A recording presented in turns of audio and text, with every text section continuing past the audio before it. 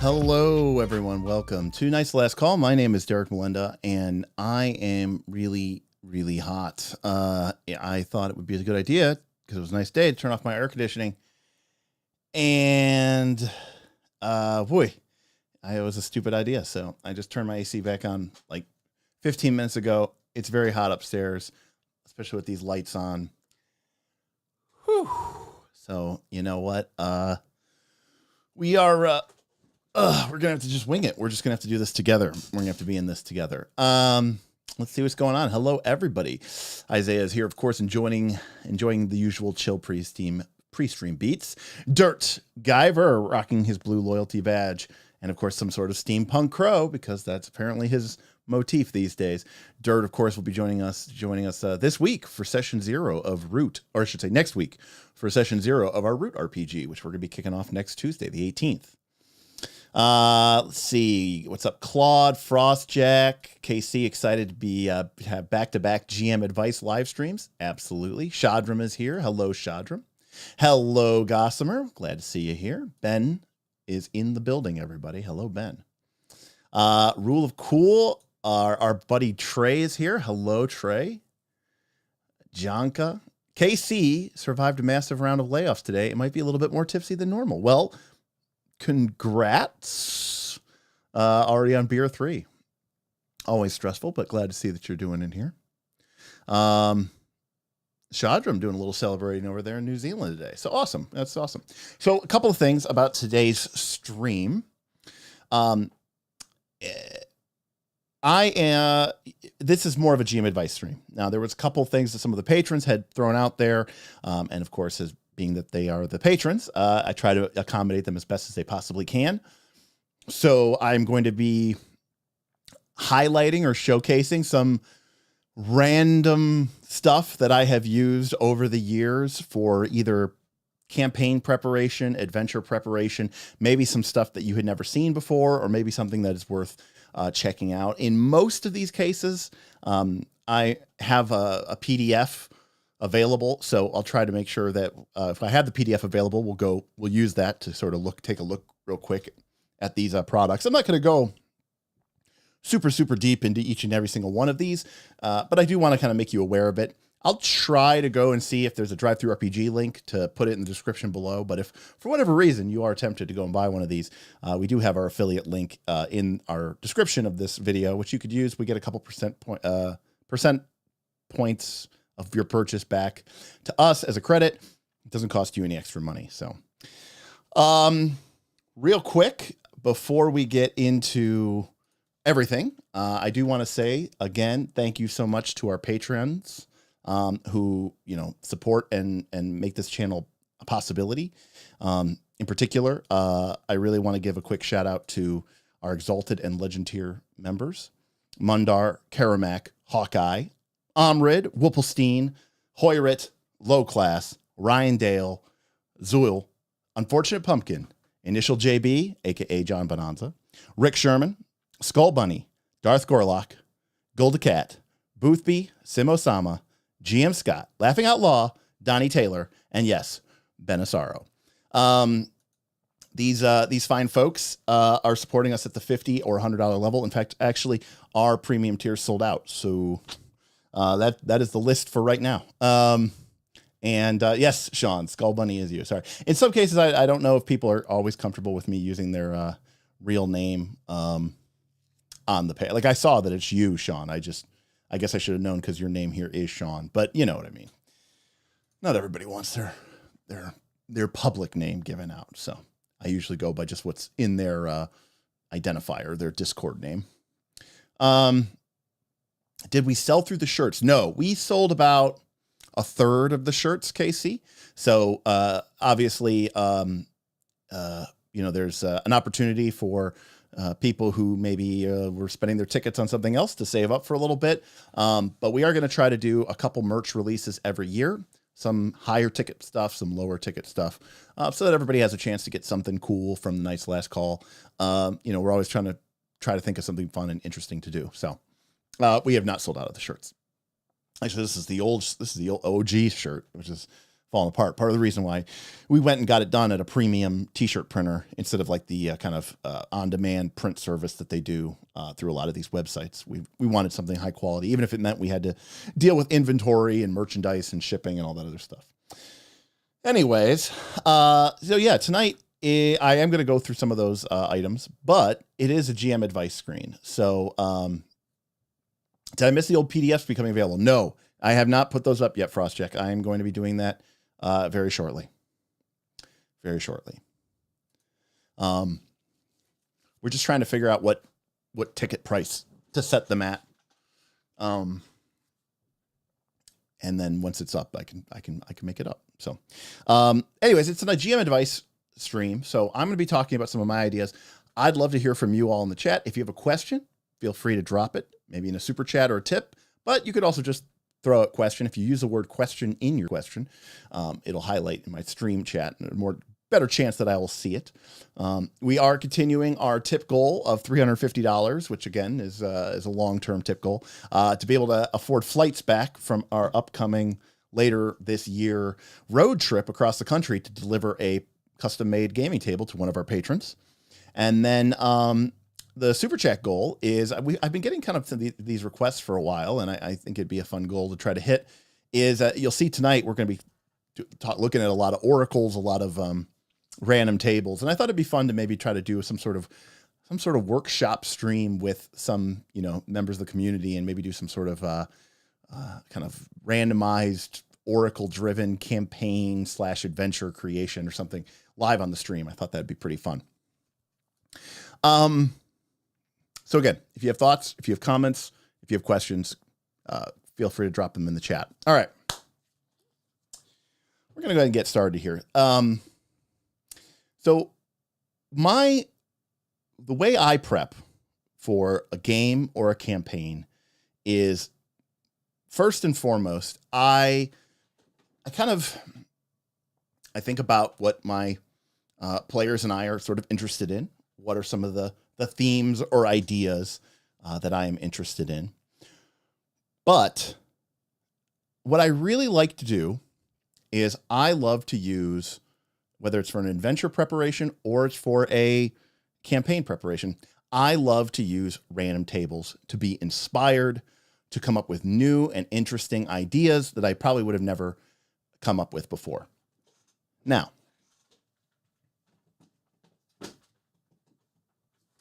many of you already know about the Tome of Adventure Design, so I'm not going to go over that here today, because the Tome of Adventure Design is a beefy, I mean, this was the original printing, and then this is the new printing, revised printing. It is a beefy tome that is full of really, really fun tables that allow you to sort of brainstorm ideas for villains, new monsters, dungeons, adventures, motivations for why you would go on an adventure, motivations for why you would go on a villain.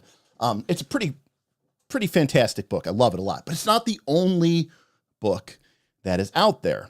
And so today I kind of wanted to talk about some resources, some of which you can get online as a PDF, some of which are even free if you know where to look, that I have used for many, many years. Maybe you know some of these, maybe you don't. So the first one, which I do have a PDF of, sort of, so we're gonna swap over to it for a second. The first is called Toolbox, and it is by AEG. And this was produced sort of during the early days of 3rd edition. And I'm aware that there's a PDF of this, I think.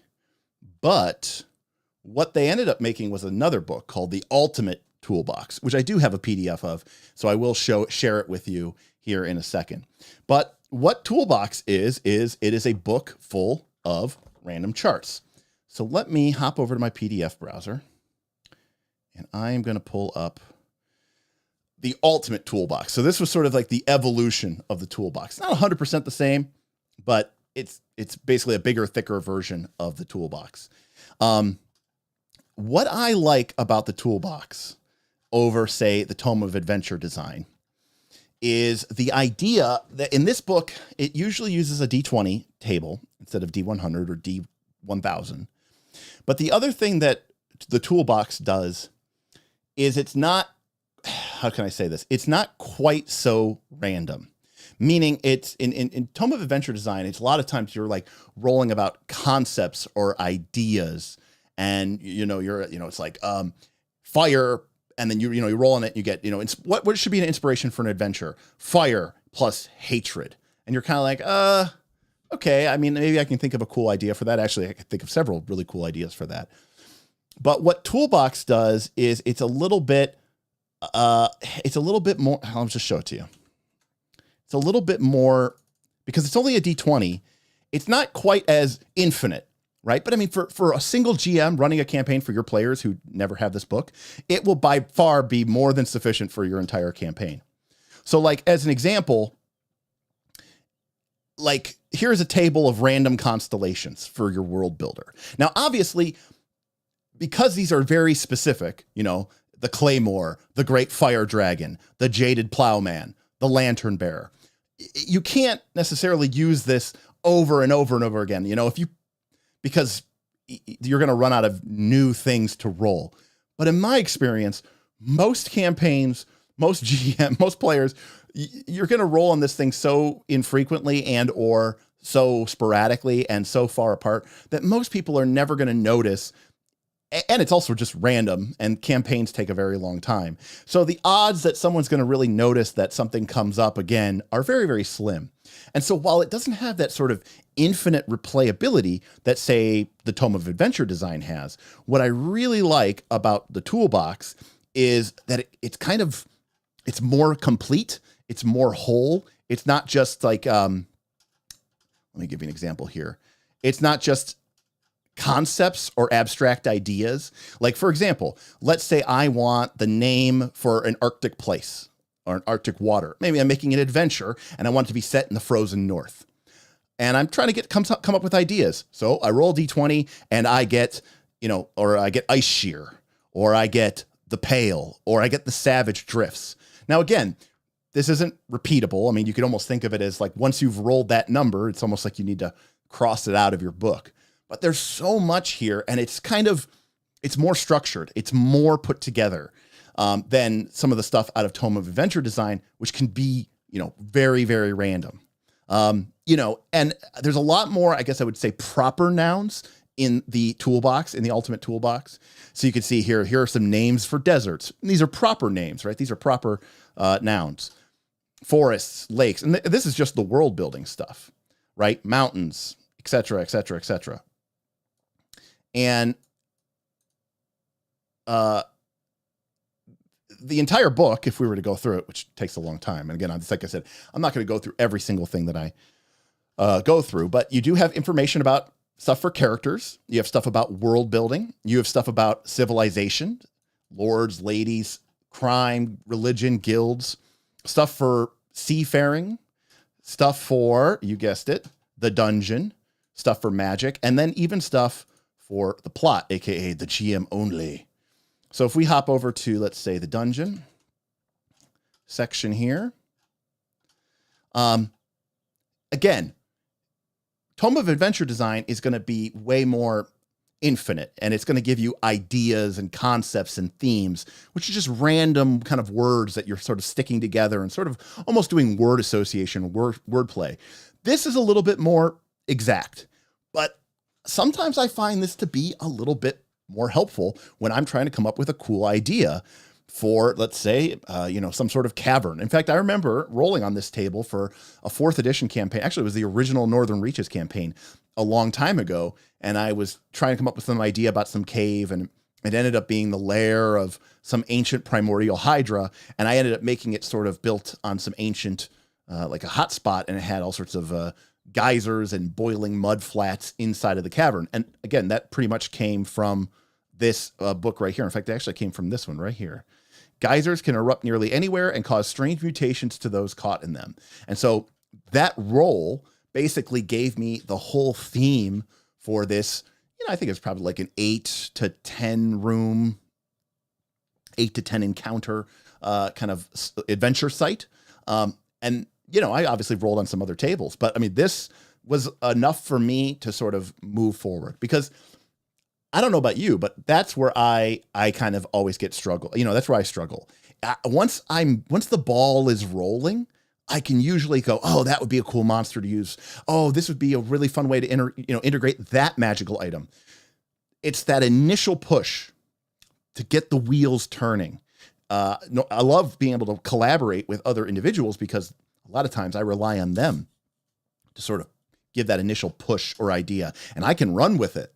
But this is it's kind of an automatic way of doing that. And again, there's only 20 of them for each table, but there's so many tables in here and just so many cool ideas.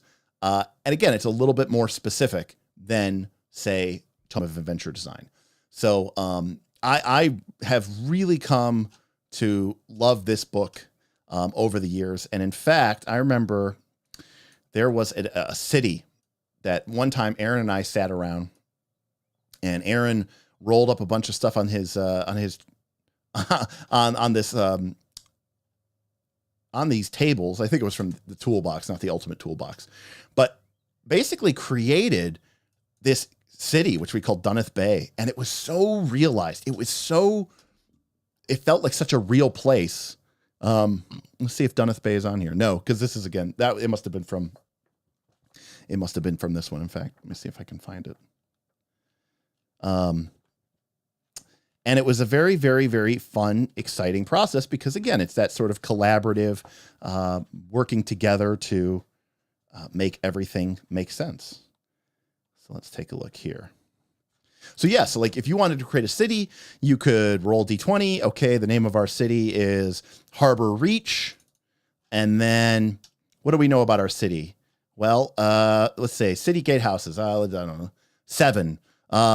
Stone guard houses with an iron portcullis worked into the city's coat of arms. Okay. And again, I like, one of the things, if you remember from the rule of Dungeon Craft, is whenever you introduce a new feature of your game, tie it into something else. And if you can, make it fantastical, right? So when I read this, stone guard houses with iron portcullises worked into the city's coat of arms, I'm imagining these very, very intricate portcullises. These aren't just the grids, right? These are almost like living metal works of art. So maybe Harbor Reach has, some sort of special ability to shape and work metal. Maybe it's magical, because that would be fantastical. Maybe they have bound or summoned earth spirits or earth elementals that they use in order to sort of build their city up, which is why their city is so grand and important.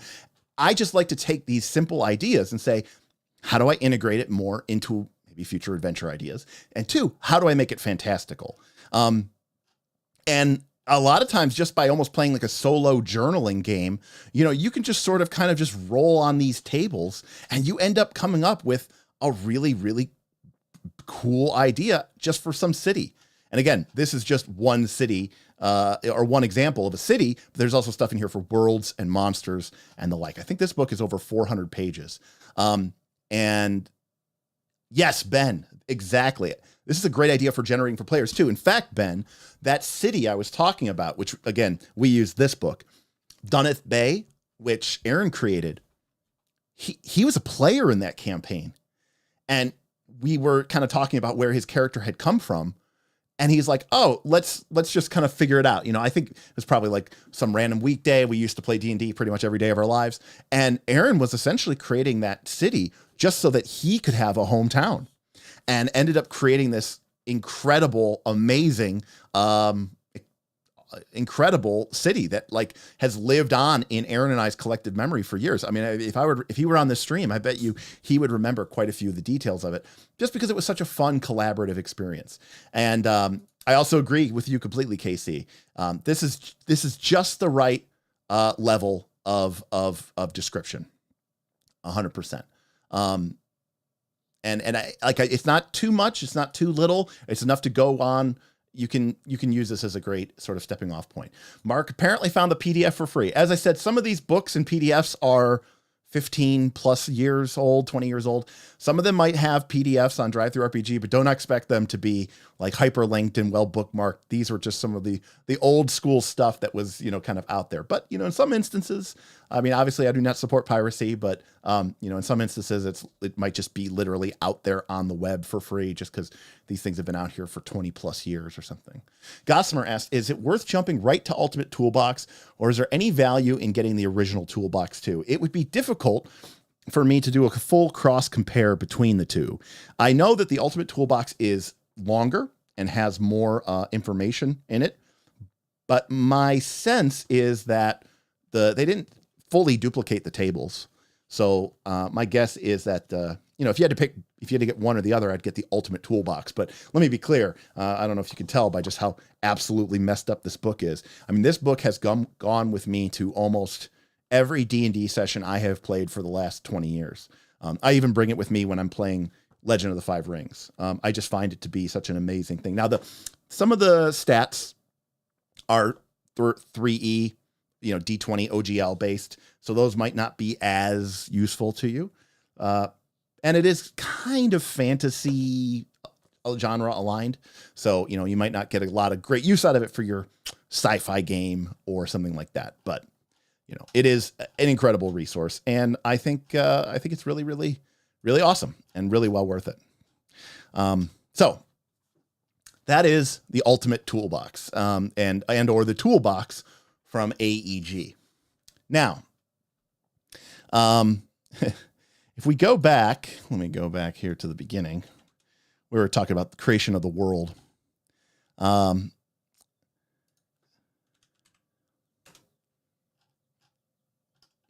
So, you're when you're randomly creating worlds or ideas, you have different features of your map and different names of the places in your map. And they even go so far as to have all this information about the terrain and about the names of these kingdoms, right? These are macro-sized realms, and these are micro-sized realms, and tribal realms, and dwarf realms, and goblin realms, and all this other stuff. And you can see here, it starts talking about like, how big is your realm, right? Is it an isolated realm with a light population or a sparse population? Is it a sprawling realm with a high population? So to that end, now this is going way back. This is going back to the 90s. Okay. And again, some of these things, I don't know, good luck trying to find it. But this is Dragon Magazine number 259, which probably came out like in the mid to late 90s, my guess would be like 96, 97, somewhere in there. Hard to see. Ooh, look, an advertisement for Planescape Torment. At the time, second edition D&D was king, and second edition D&D had come out with a book called Skills and Powers. Now, at the time, this was revolutionary. Nowadays, we would look at it and kind of basically say, oh, these were kind of like feats and stuff. But the idea was you got these points at character creation, which you could use to buy skills and powers for your character class. So it really allowed you to be, it really allowed you to kind of be OP and really car op a lot. But the idea of it was really, really sound. Now, this is a magazine I have had for a very, very, very long time. I do have the PDF. I definitely have this in physical copy. But this had a very short article in it, which I have used more times than I care to admit. Oh, there we go. Origins 99 is being advertised. So, boy, it really is a different time, isn't it? No rest for your wrist. Yeah, you wouldn't see an ad like that probably anymore today. Anyways, so this is designer Demesnes, and I don't recognize Mark Hart. Interestingly enough, in this, where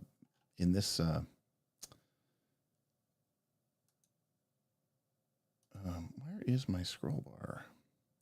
I told myself I was only going to use Sumatra from now on, but I'm still here using Adobe. So. Mark Hart, interestingly enough, there's an article in here by Steve Kenson, who would later go on to make music masterminds. $5. Hey, Junka! Just supporting the stream. Love videos like this along with RPG first looks and deep dives. Fantastic. Yeah, so the plan, Junka, is next week, Tuesday, is going to be our Root Session 0. And then Thursday, we're going to be doing a deep dive into Forbidden Lands. And we should have special guest star, Ayla, on the stream. So it should be pretty cool. So what is this designer and Demesnes? Well, basically, this was an article which was like skills and powers. It's demeans? Oh, all right. Wow. I did not know that. All right. Makes sense. It's probably French from domain, demean. All right. Demeans. Thank you, Ben. So this was sort of a skills Iomede. Yeah. Right. It's just an alternate word. I mean, that I knew. I just didn't know how it was pronounced. This is like a skills and powers article for building different kingdoms or countries when you're sort of originally creating a world. So for example, step one is you would choose a kingdom type, and, it has some information here about how you decide it. And you could be an ancient kingdom. You could be a barbaric or savage kingdom. You could be a borderland area, a demi-human kingdom, a chivalric kingdom, a desolate land, a decadent empire, a conquered nation, right? So they kind of have a list of about 12 or 14 basic kingdom types, mythical realm, and all the likes. Then you pick how big your nation is, how old your nation is, and that tells you how many KPs or kingdom points that your nation has. So obviously a bigger nation, and these were equivalent to like the points from skills and powers. So if you had an ancient empire, which had existed for thousands of years, it would have 50 kingdom points, whereas a small young nation might only have 20. Then, of course, obviously this is just an exercise. So you can kind of, switch things up and switch them around. Then what you can use those points for is to buy advantages for your kingdom. So, for example, they have a list here, and they talk about how, probably go and you can continue to make your own as you come up with interesting ideas. And, because it's just a short Dragon magazine article, it's not a full-fledged book. But obviously, you could imagine that this list could be expanded into dozens and dozens of things. But maybe your kingdom, let's say we had our small young kingdom, so only 20 points. And maybe our kingdom is blessed. Maybe it is like the sort of chosen kingdom of a god of good or a god of paladins, right? And we are known for creating an exceptional product. Maybe we make the most pure steel in, sort of the campaign. So it's like, okay, that's 10 points. And then what else could we have? Maybe we have a wonder of the world for 10 points. Maybe there's like the equivalent of like, the stone or the church where this powerful god sort of ascended, kind of like the equivalent of sort of the Star Stone in Absalom. And that's our 20 points that we have spent on our kingdom. But maybe we want more kingdom points. Well, just like in skills and powers, allowing you to car up your PCs, you can car up your kingdom, and you could take some disadvantages, which give you back points so that you can buy more advantages. And, again, this is not really a game in and of itself. It's really more of an exercise for the GM to kind of go through and ultimately use it as a way to sort of find creativity in being limited. And what's interesting is I have found over the years that what this does is it makes me think about a kingdom in a sort of a naturalistic way, right? Any existing sort of political entity is going to have strengths and weaknesses. And one of the biggest problems I have with, like something like the Forgotten Realms, actually, and maybe to a certain extent Greyhawk, is a lot of the kingdoms, in my opinion, start to feel very, very similar and the same. Like if you go to the Forgotten Realms and it's like, if I ask you to tell me the difference between, Am and Tethir, and, you might go, if I say, what's the difference between Sembia and the Vilhan Reach, and how is Cormyr different from, you know what I mean? Like how is Shadowdale different from Mistledale, different from Battledale? How is Zentel Keep different from Molemaster? How is Thay different from, and some of these cities and kingdoms have interesting little perks. But what I have found is that this tends to make me make more, how do I say it? I don't want to say that they're tropey or that they're niche, but it tends to make the kingdom sort of feel more, higher contrast between them and other ones.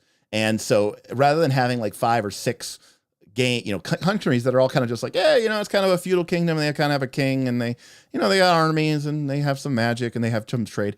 Like, you make it so that the kingdom is renowned, or is maybe it's the only kingdom in the land where, they can make true and proper steel. Everyone else is using like a poor form of iron. And like suddenly your game, like that it can just take your game in a very, very, very, rich and rewarding direction. Casey, is this relatively, it's completely system agnostic. It's completely system agnostic. I should also note that, remember, it's step 1 where you pick the type of kingdom that you had. You'll see that some of these perks or disadvantages are restricted based off of the type of kingdom that you have. So, for example, if your kingdom has a high level of priest support, but you cannot take that, it is restricted. You cannot take it in borderlands or a conquered nation or a decadent empire or desolate nation. And of course, remember, there are no rules here. This is just an exercise in creativity. So I guess the idea would be you could put priest support into, let's say, a conquered nation, but then you might want to make sure that you note that this is like a very unique and different system. Maybe it's a rebel group, a cleric, the Church of Freedom, of the Goddess of Freedom, has now sort of become the de facto rebel alliance within this kingdom. And while the kingdom has this priest support, it's sort of underground because they are a conquered nation. And again, I just like these things that like push me into a different direction. And I've always enjoyed those. Yeah, creativity born of limitations. I mean, that's kind of what I was talking about earlier this week as well. And I do agree. It is kind of fun. It's like building your own little game unto yourself. So I've always thought this was really, really fun. And again, this is an older book, but it's definitely worth checking out.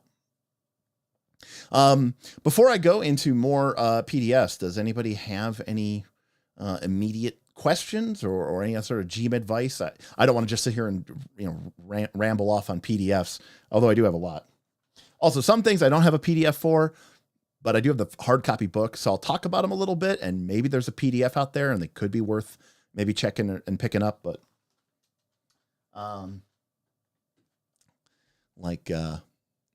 what is this book? You mean the one I was just looking at, Lore? This was Dragon Magazine, not actually a book. Dragon Magazine, issue number.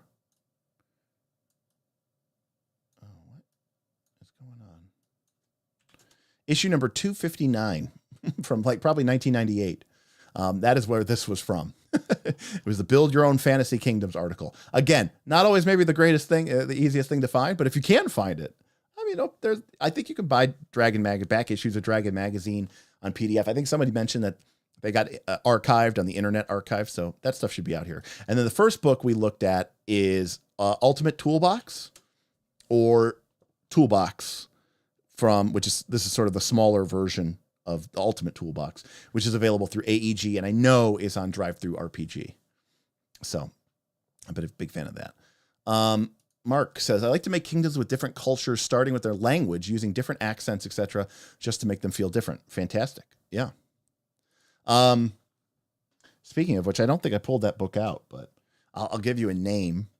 Now, there's a lot of good fantasy name generators out there, but I got to tell you, my favorite is Gary Gygax's Extraordinary Book of Names. I find that it is very, very, very consistent and very, very useful, and the names aren't horrible, and there's a lot of cultural names, so that certain names you can kind of associate with or certain maybe regions of your fantasy world you can associate with maybe a certain type of real life name, Celtic names, Scandinavian names, South American names, and you can kind of play on that. Obviously I'm using it right now for my Legend of the Five Rings game because it has a ton of Asian and specifically Japanese cultural names, historical and modern. And that is fantastic for me, who is trying to, create somewhat of an authentic experience by giving these folks real Japanese names. I'm not supporting piracy. I certainly encourage you to use our Drive-Thru-RPG affiliate link to go buy it. I will, George. I will go back, and if I can find them on Drive-Thru-RPG, I will put a link in the description. Yeah. Shadram says, all rat folk in my campaign have dodgy French accents because the French guy in my group played one as his first character. I love it. That's perfect. So then when you meet a rat folk, they have names like Pierre and Raoul and stuff. And I love it. I think that's great. I think that's fun. Again, I think resonance, we talk about this a lot of times on the channel. Resonance is important. And, if your PCs know where someone is from just because of the way that the type of their name or the type of accent they have. That is like, that's immersion that you just can't easily buy. All right. Before I do another PDF,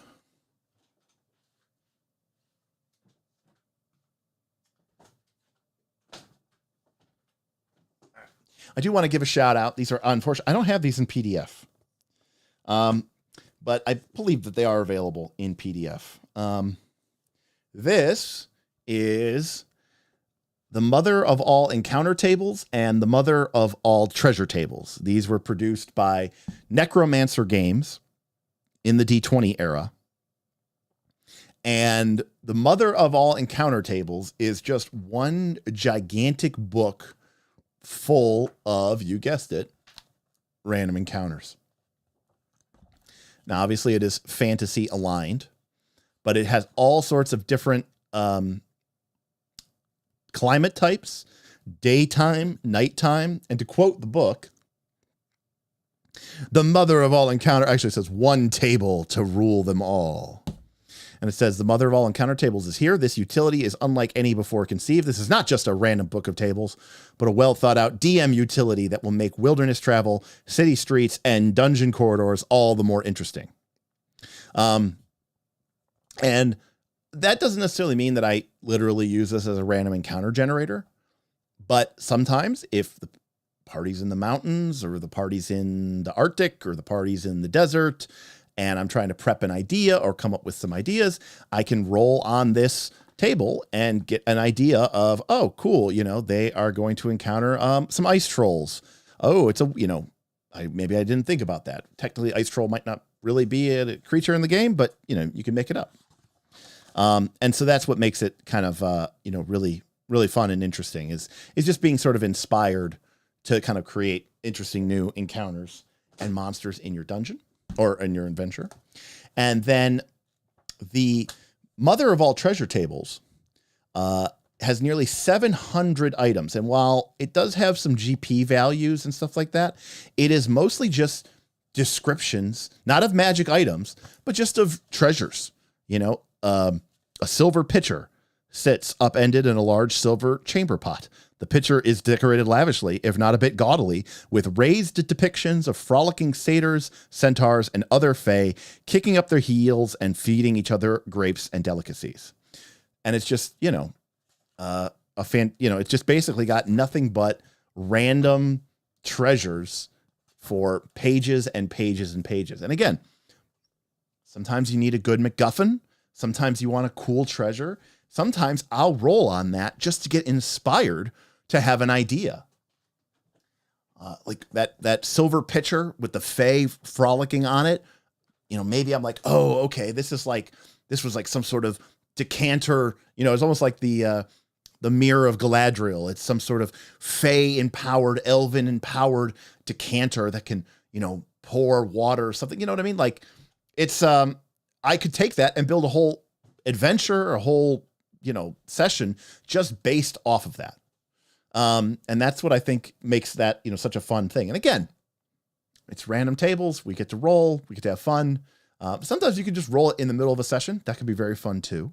I'm not saying I don't do that, but for prep purposes, I'm much more likely to use one of these things actually in like in prep or like in pre-prep than I would actually running the game. But you know, you're totally fine to, you know, basically just roll this and see what happens, and that might be a campaign in of itself.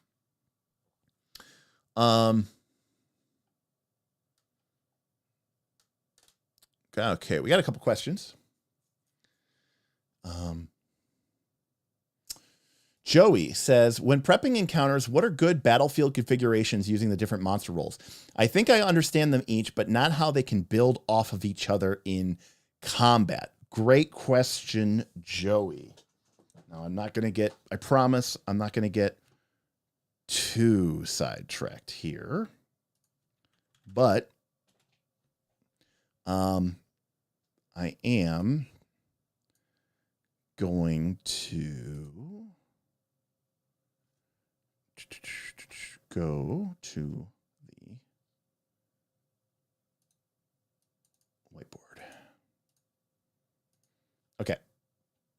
So specific to Joey's question. Oh goodness, what is this? Blank canvas is fine.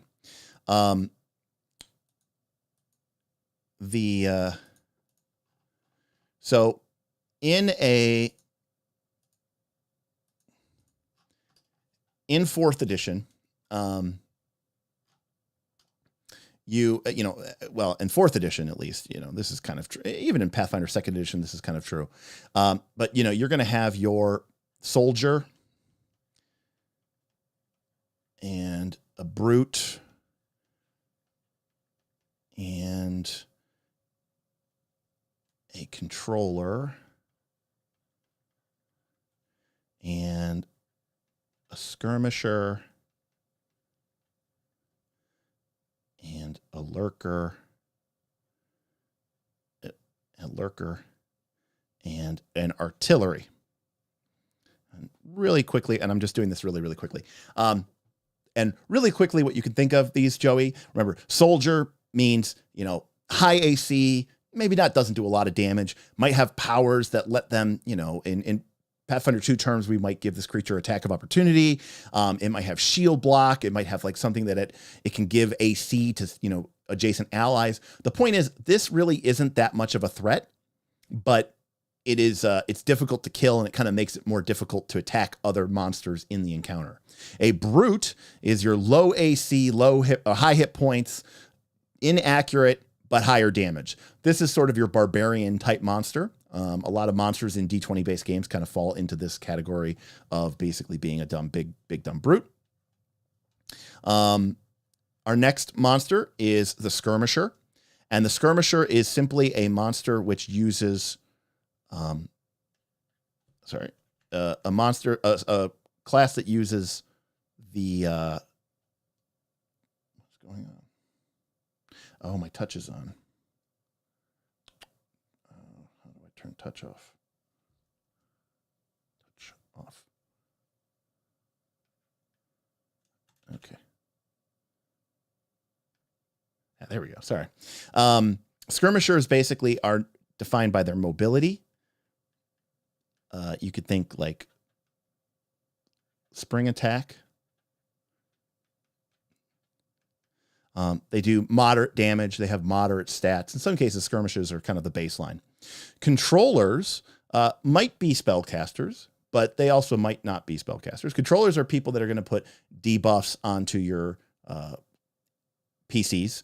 They are going to, put them in webs. They're going to entangle them in roots. They're going to cast slow on them. But they could also be like a tentacled kraken monster who is going to be really good at grappling people, swallowing them whole, right? You get the idea. They're controlling the battlefield. They're controlling multiple people at once. And then our last two are lurker and artillery. These are sort of our big damage dealers. A lurker relies usually on melee, and an artillery obviously relies on ranged attacks. And both of them sort of have something that helps them stay alive. They tend to have low hit points, low ACs, but a artillery has the advantage that they can be far away, and that usually means that it's harder for people to do damage to them. And a lurker typically has some sort of ability to, turn invisible or teleport away or, stealthily move away or something, phase out and become intangible or become incorporeal at the end of their turn. It's something so that they just don't get immediately toasted in combat. All right. So you got these 6 roles. And I should note, by the way, technically there is a 7th role, which is the leader, which is kind of the monster equivalent of a cleric. It's someone who buffs and heals, but I think you should use these somewhat sparingly. So my solution is, with these sort of 6 things laid out, just draw triangles. So, for example, a soldier, skirmisher, controller, that'd probably be a pretty cool encounter. A soldier, lurker, skirmisher, that would be a really cool encounter. A soldier, brute, artillery, that would be a really cool encounter. What you want to avoid for the most part are, monsters that are all kind of on the same side. I mean, yes, technically, I guess you could say you could draw a triangle here, but like a soldier, like a brute soldier controller encounter isn't really going to be that interesting. There's not a lot of dynamics here. these monsters all, this guy has high armor class, this guy has high hit points, this guy slows you down, these people slow you down. So it's kind of like there's a lot of overlap, and it's not really quite clear like what the goal or the meaning of the objective of the encounter is. And there's not a lot of contrast between these roles. And so I would say, when possible, if you're going to use two roles which are next to each other, like if I'm going to use a soldier and a controller, then I want to use something that is completely opposite of these two, which would be something like the artillery. Because, the soldier and controller are all about making you, stick to them, be slowed down. And what better, monster role to take advantage of that than the ranged artillery monster who wants to be left alone so they can just, rain fire down upon the PCs. But also, more importantly, when you have the soldier and the controller and they're all about putting status effects on you and they're not really doing that much damage themselves, the artillery is the perfect kind of flavor profile complement to those, because the artillery doesn't have a lot of hit points. The artillery doesn't do a lot of status effects. The artillery just does a lot of damage. And so that means that instead of getting a fight where no one ever really takes any damage, they just get controlled a bunch for no particular reason, you have a nice balance where you end up with sort of a well-meaning mix. So I also, by the way, tend to avoid having more than 3 roles. I like 3 roles probably the most. I think 4 roles is too confusing and it gets messy, and I would avoid doing it whenever possible. 2 roles can be fine. Like you might have an encounter that has 2 brutes and 2 artillery. I don't think that's a bad encounter by any stretch of the imagination. But I would stick away from, you could occasionally get away with mono, 5 skirmishers isn't the worst encounter in the world, but I would tend to stick to 2 to 3 of these groups.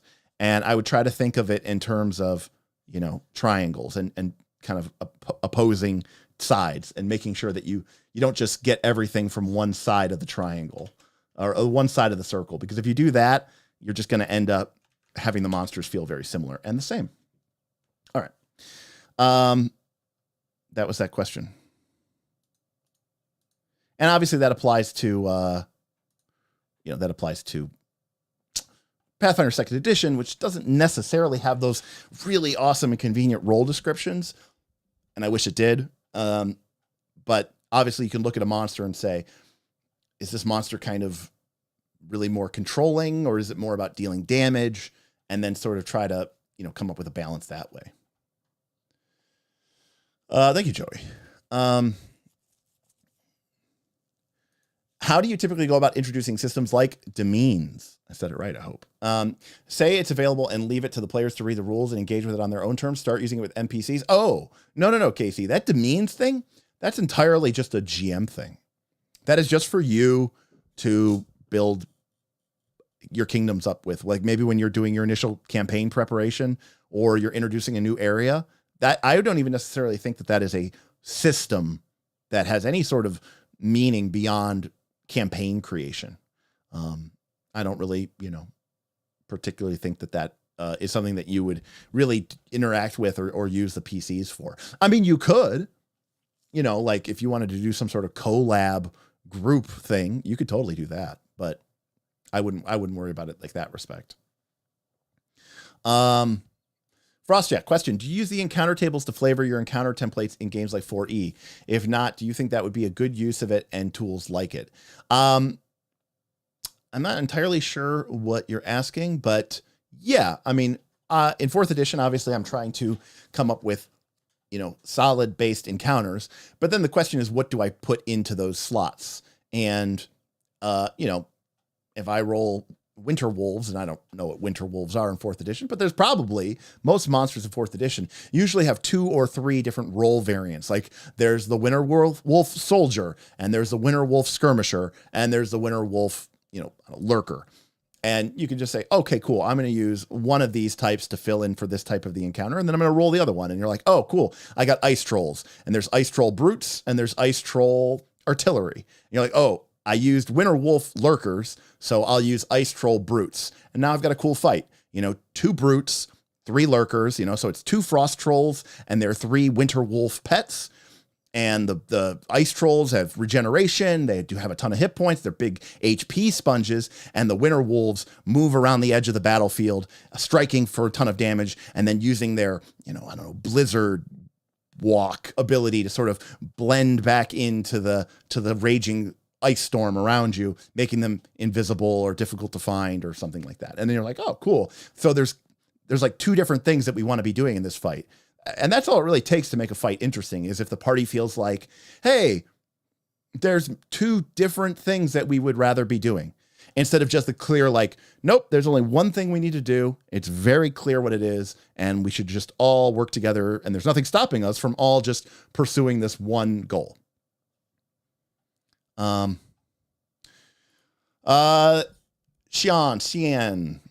I always forget how to pronounce this. Xian.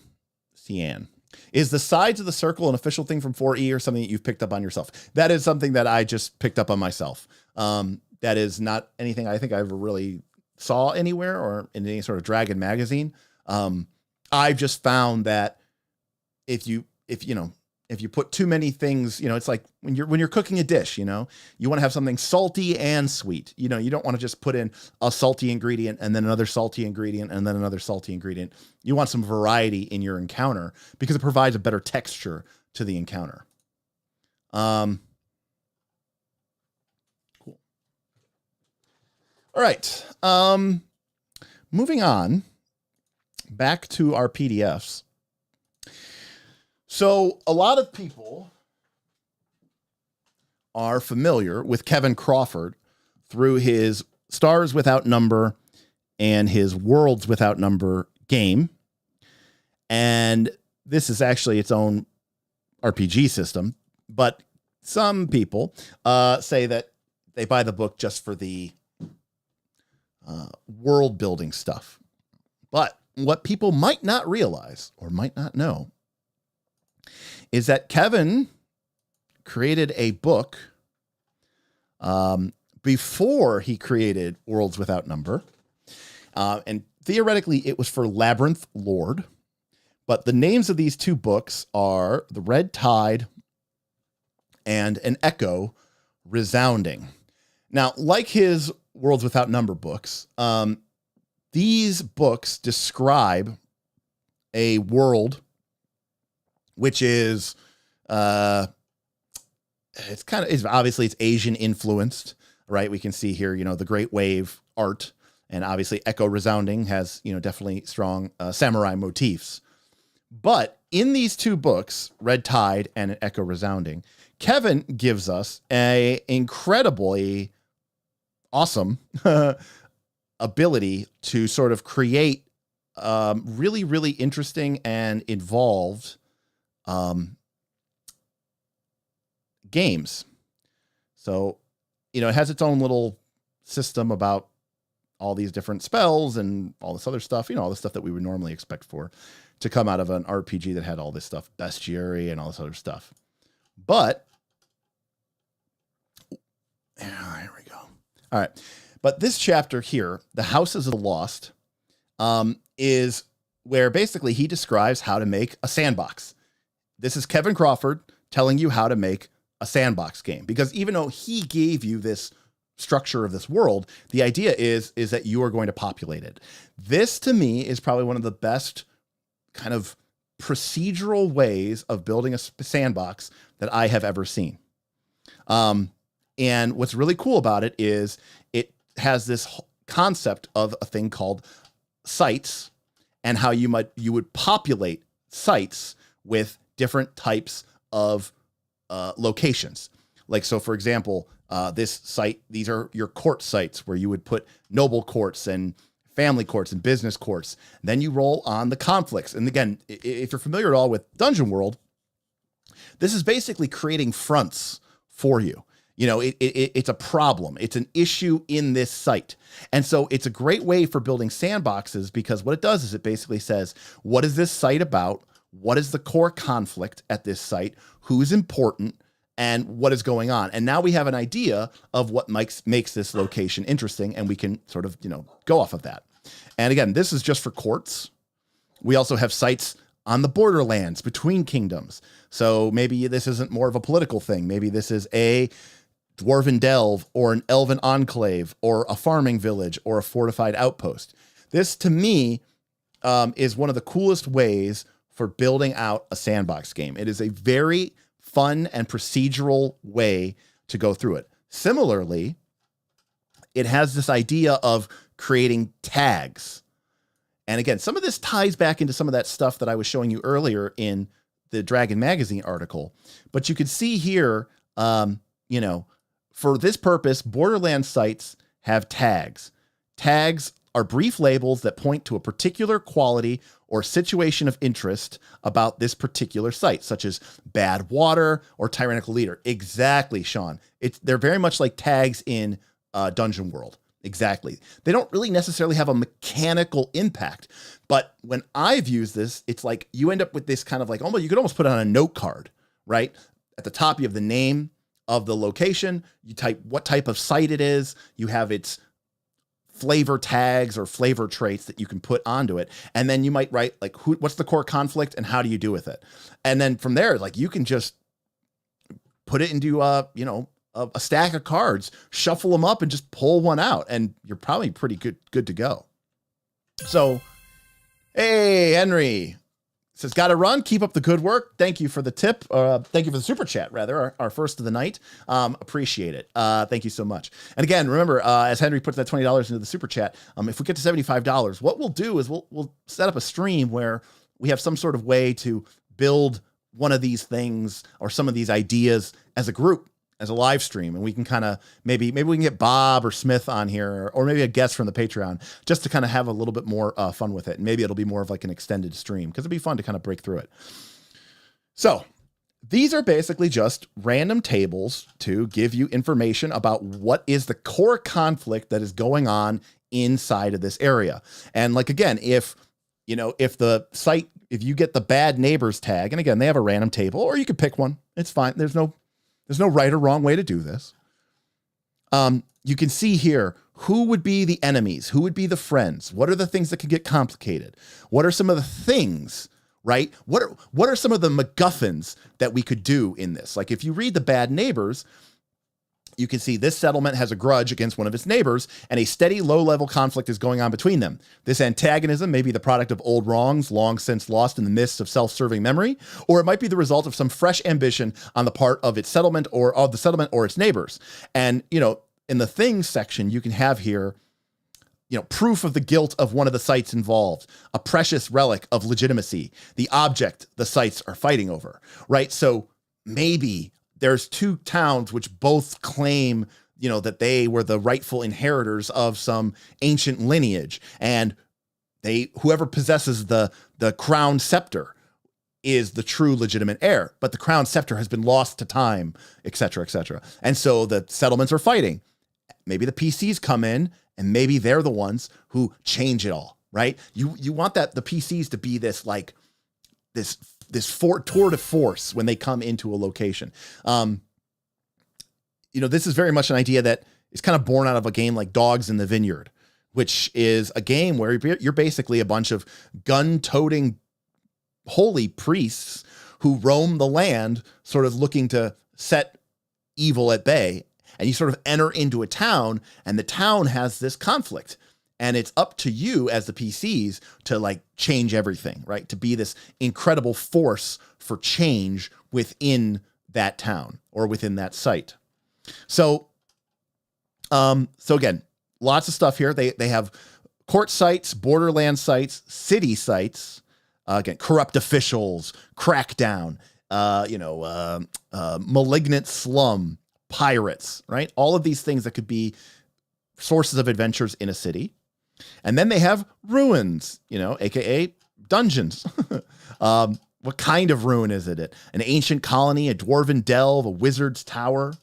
And again, they give you some labyrinth lore, AKA BX stats, but it's like, what kind of inhabitants are in the ruins? Ancient constructs, exiled nobles, cultists from hell, outlaws. So, and then this kind of gives you some cool, like, again, you might have to convert this into, Pathfinder 2nd edition or 4th edition as you will. But I mean, we've all been playing D20 for a long enough time. I mean, assuming you can speak Labyrinth Lord, maybe this is a good reason for you to learn maybe there's a good reason for you to learn BX D&D terms. Is you can see here, like let's say that you have a dungeon ruin. Okay. So, oh, hey, we just got a bunch of super chats here. Henry's got to run. Keep up the good work. Shadram had $20, says, yes, please. Sandbox creation stream, please. Awesome. Thank you, Shadram. And Sean said, $50. Let's get that stream going. Boom. Sean, thank you for the support. We have reached our stream check goal. Awesome. Well, we will get that stream going. I look forward to it. A couple people have asked what book this is, and this book is called Red Tide. It is available on DriveThruRPG, and again, I will put some links in our description below, but for right now, if you use the affiliate link in our description of this video or one of our prior live streams, that'll give us a few percentage points towards the channel. Doesn't cost you any extra money. Just, DriveThruRPG's way of saying thanks, Knights of Last Call, for sending these people our way to buy more RPGs. It's written by Kevin Crawford, who wrote Stars Without Numbers and World Without Numbers. So Red Tide is, where were we? Oh, right. So let's say we have, this alone is how you could just, if you're a Northern Reaches GM, like this is the kind of shit that why in my mind, it's so easy. All right, let's roll a D6. Boom. We get Wizard's Tower. Okay. So already we're thinking, all right, it's some sort of ancient. Now again, you can take whatever ideas with this you want to go with. A Wizard's Tower could be a Wizard's Tower could be a magical school. It could be a legitimate Wizard's Tower, right? It could be ruins. It could be active, right? There's a lot of different ways that we could do with it. And then we roll on what caused the destruction of the site. Remember, this is a ruin. All right. And we see, I'm just picking these things random. I mean, you could roll them, but invasion or infighting. Maybe there was a wizard tower and there were 3 wizards and they discovered a secret power and they fell to infighting to try to control that power because each one wanted to possess it on their own. Okay. Then we roll and we see what are the guardians of this, and we get ancient constructs. Maybe these were mechanical beings. Maybe the wizards were great artificers and they created these mechanical constructs. And then we go here and we get we get ideas for different monsters that we might put in here that fall under the ancient constructs group, such as porcelain servitors, men of jade and clay, ancient war golem, and the black jade juggernaut, right? Maybe that's one of our big bosses. And again, this is giving us stats for Labyrinth Lord. And again, shout out to BXD&D for being able to fit, 4 monster stats on one page. But you can get a sense here for, how you might create these monsters or stat these monsters out. And it even gives you some basic encounters, again, for Labyrinth Lord, but you get the idea of what these things are doing. And then there's a twist table. So you can roll this D6 and come up with some really cool new, something that the party can learn while they're exploring it here. And it's something that makes it, it's like a mystery for them to discover and for their learn. Like, for example, the automatons have grown rogue, developing in strange ways. Okay, maybe this changes it up. Maybe everyone thought that the wizards turned on each other, and that's why the tower went into ruin. It turns out maybe they're ancient constructs. Maybe they became self-aware, and they are guarding some ancient secret where, they're trying to build a master robot race, and the wizards were destroyed by their own creation, right? And nobody knows that, but the PCs can go into the dungeon and look, whether they discover that mystery or not, your game can continue. So there's no reason that you have to gumshoe this and give them the knowledge. But when the party discovers the secret of the abandoned wizard's tower and what happened to the great 3 wizards and the fact that the automatons have become self-aware, that's a cool moment for your table, for your PCs, because it'll feel very wow, we figured it out and we now know something more about the world that we didn't know before. And that is worth something. That is its own form of reward, and I think is worth paying attention to. Again, thank you, Sean, for that incredible tip. You are a new hype boss, and appreciate that level of support.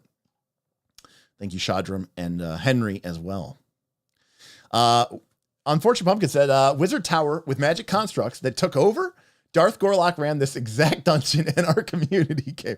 Okay, I promise you I did not know about that. But that is awesome because that sounds like a really fun adventure. And I should also note, by the way, that like, this is where, you know, I defer to old school sensibilities, right? Maybe the porcelain servitors are truly just mindless automatons, but maybe the men of jade and clay have become self-aware. Maybe there's some men of jade and clay who don't want to be, you know, servants to the great central intelligence. And so they're almost as like a rogue group of ancient constructs within the tower. Not everything has to be a fight. Not everything has to be a battle, right? That's how you make the game interesting, is by introducing these additional factions within the concept. So anyways, that is our Red Tide. All right. Then I got some name generators here. Anyways, so he did another book, which is called Echo Resounding. And the reason I bring this book up is this has all the rules that you need to do a really cool version of domain play. And by domain play, I mean like old school, having, you know, armies and having your own, you know, again, this is all about creating a hex land and about populating a sandbox. And in this case, it actually gives basic scores. If you kind of think of my Quest for the Frozen Flames game, how I had like the resources, I had the mammoths, the population. This uses a similar situation where it uses these basic concepts like military score, social score, wealth score. And again, none of this is for the players to really interact with. This is almost so like the GM can run their own game between the games to determine how the world reacts and how the PC's actions are sort of driving things forward. Now, this system is what drove the original Northern Reaches 4th edition campaign that I ran for Aaron and Tim and, you know, some of our other friends many years ago. And, you know, I used these traits and obstacles and ruins and cities and all of these different traits to build a campaign world.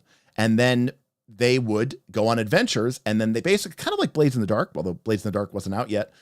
They would like go on adventure, and then they would have sort of a domain turn, which is kind of like downtime in Blades in the Dark, where they would then sort of take domain actions. And while this is designed to be used for Labyrinth Lord, aka BXD&D, one of the great things about BXD&D is it's so simple, it really can kind of slot into anything. And so I find this pair of books tremendously awesome and valuable in kind of building a sandbox, domain level play, hex crawls, cool random site-based adventures. I think both of these books are awesome and fun. And sadly, sorry, Kevin, I love your books. I don't really particularly care about, you know, his particular world that he built. You know, kind of like Worlds Without Number. I don't really care about his world per se, his campaign setting. And I think he understands that and he respects that. But the tools that you get in order to create your own world in his books, I think are really fantastic and solid. And yeah, and again, also might make you really have an appreciation for BXD&D, aka Labyrinth Lord, which this is arguably, you know, based around. And that makes it really cool. Yeah, that's a good point, Ben. The settings are good to show you how you can assemble the tools. Yes, it's great. It's kind of like an example, right? The first, you know, maybe a third of the book is kind of an example of how you might put, you know, something together using this tool set. And then he gives you the tool set, which is really awesome. Also, I should note the Echo Resounding also has mass combat rules, which are pretty cool. I made the mistake of heroes. I'm trying to find it and see if it's in here. Here it is. Heroes on the battlefield. So one of the things that heroes can gain, here it is, was hero. And basically, this is very much from like old school D&D. The idea was if your character wasn't like, if your character didn't have this ability, they couldn't participate in the battle as an individual. Like they might be leading a unit, they might be on the battlefield being a victor, but they weren't like a powerful force unto themselves. But when they take this ability, basically, you know, it's kind of like Dynasty Warriors, like your PC is now capable of fighting entire enemy units. And of course, every PC in my group took Hero and then took the upgrade to Hero, which is Invincible Hero.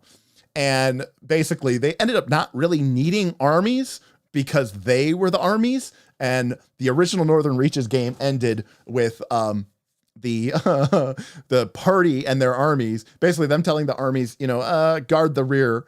And then the heroes went and fought the undead army of Vlakeith. So yeah, no, yeah, it very much became Dynasty Warriors hassle. I mean, that was definitely what people were going for when we did this. And by the way, to put this into perspective, I used this book, okay, and this book, which are Labyrinth Lord books, and I used these to run a 4th edition campaign, a 4th edition Sandbox campaign, nonetheless, with domain rules and mass combat. So, you know, again, does it take a little bit of work? Yes, it's not going to be something that you can just easily slot into, you know, your existing game. You're going to have to actually, you know, think about it. But I find that these are both incredibly powerful resources that are worth examining and worth checking out. All right.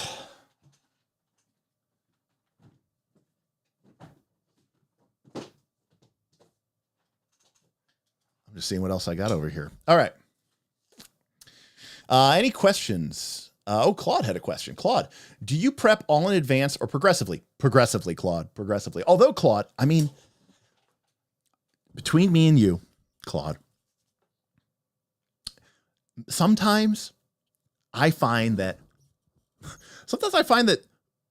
rolling on these random tables and building these campaigns is almost more fun than actually playing the game. I mean, obviously in the moment when you're playing with your friends, there's nothing that beats that. I know that.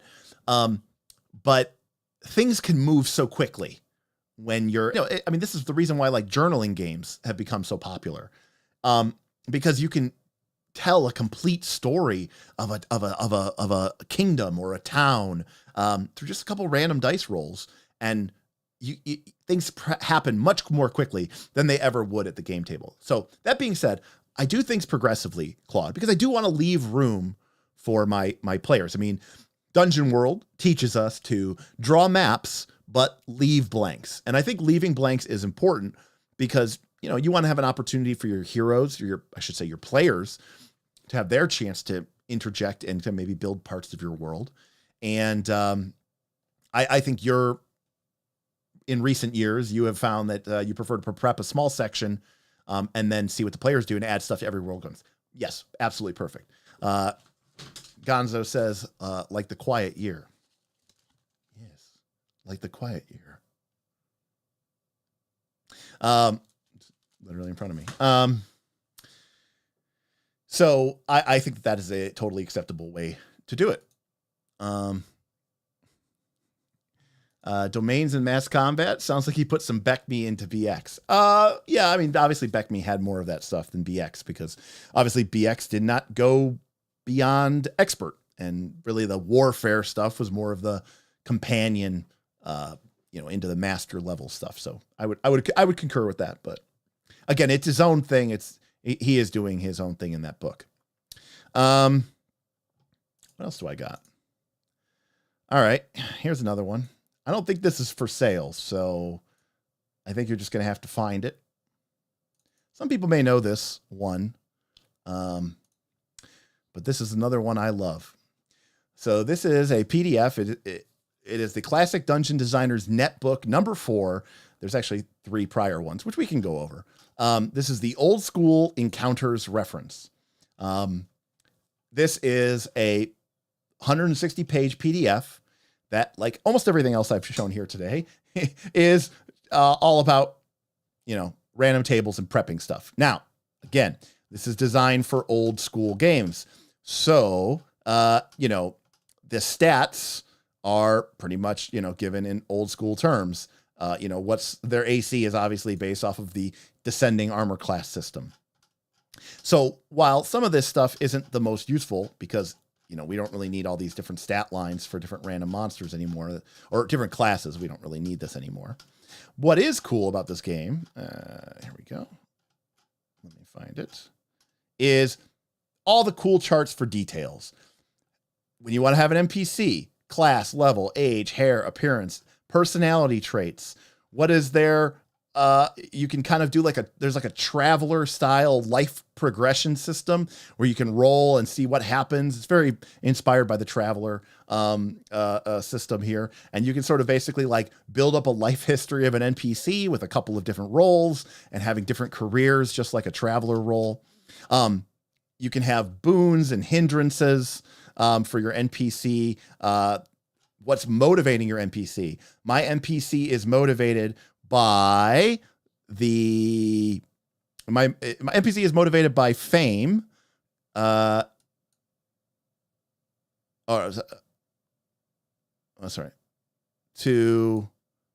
defend a group. Again, it's all about just sort of rolling randomly and seeing what they're doing. You find a random NPC. What are they doing? Do they have a criminal record? How do people react when you encounter an NPC?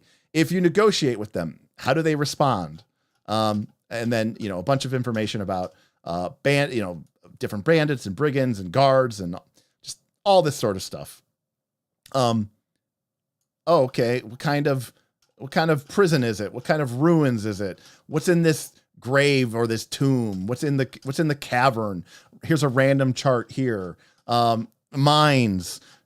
Here's a bunch of different traps for features. Okay. Ooh, there's manacles and they have an arrow trap on them. Or maybe it's maybe it's a mirror. I'm sure there's a mirror. Yeah, maybe it's a mirror, and we'll pick 69 because why not? It polymorphs the victims into a small rodent. So there you go. When you look in the mirror, it turns you into a rat.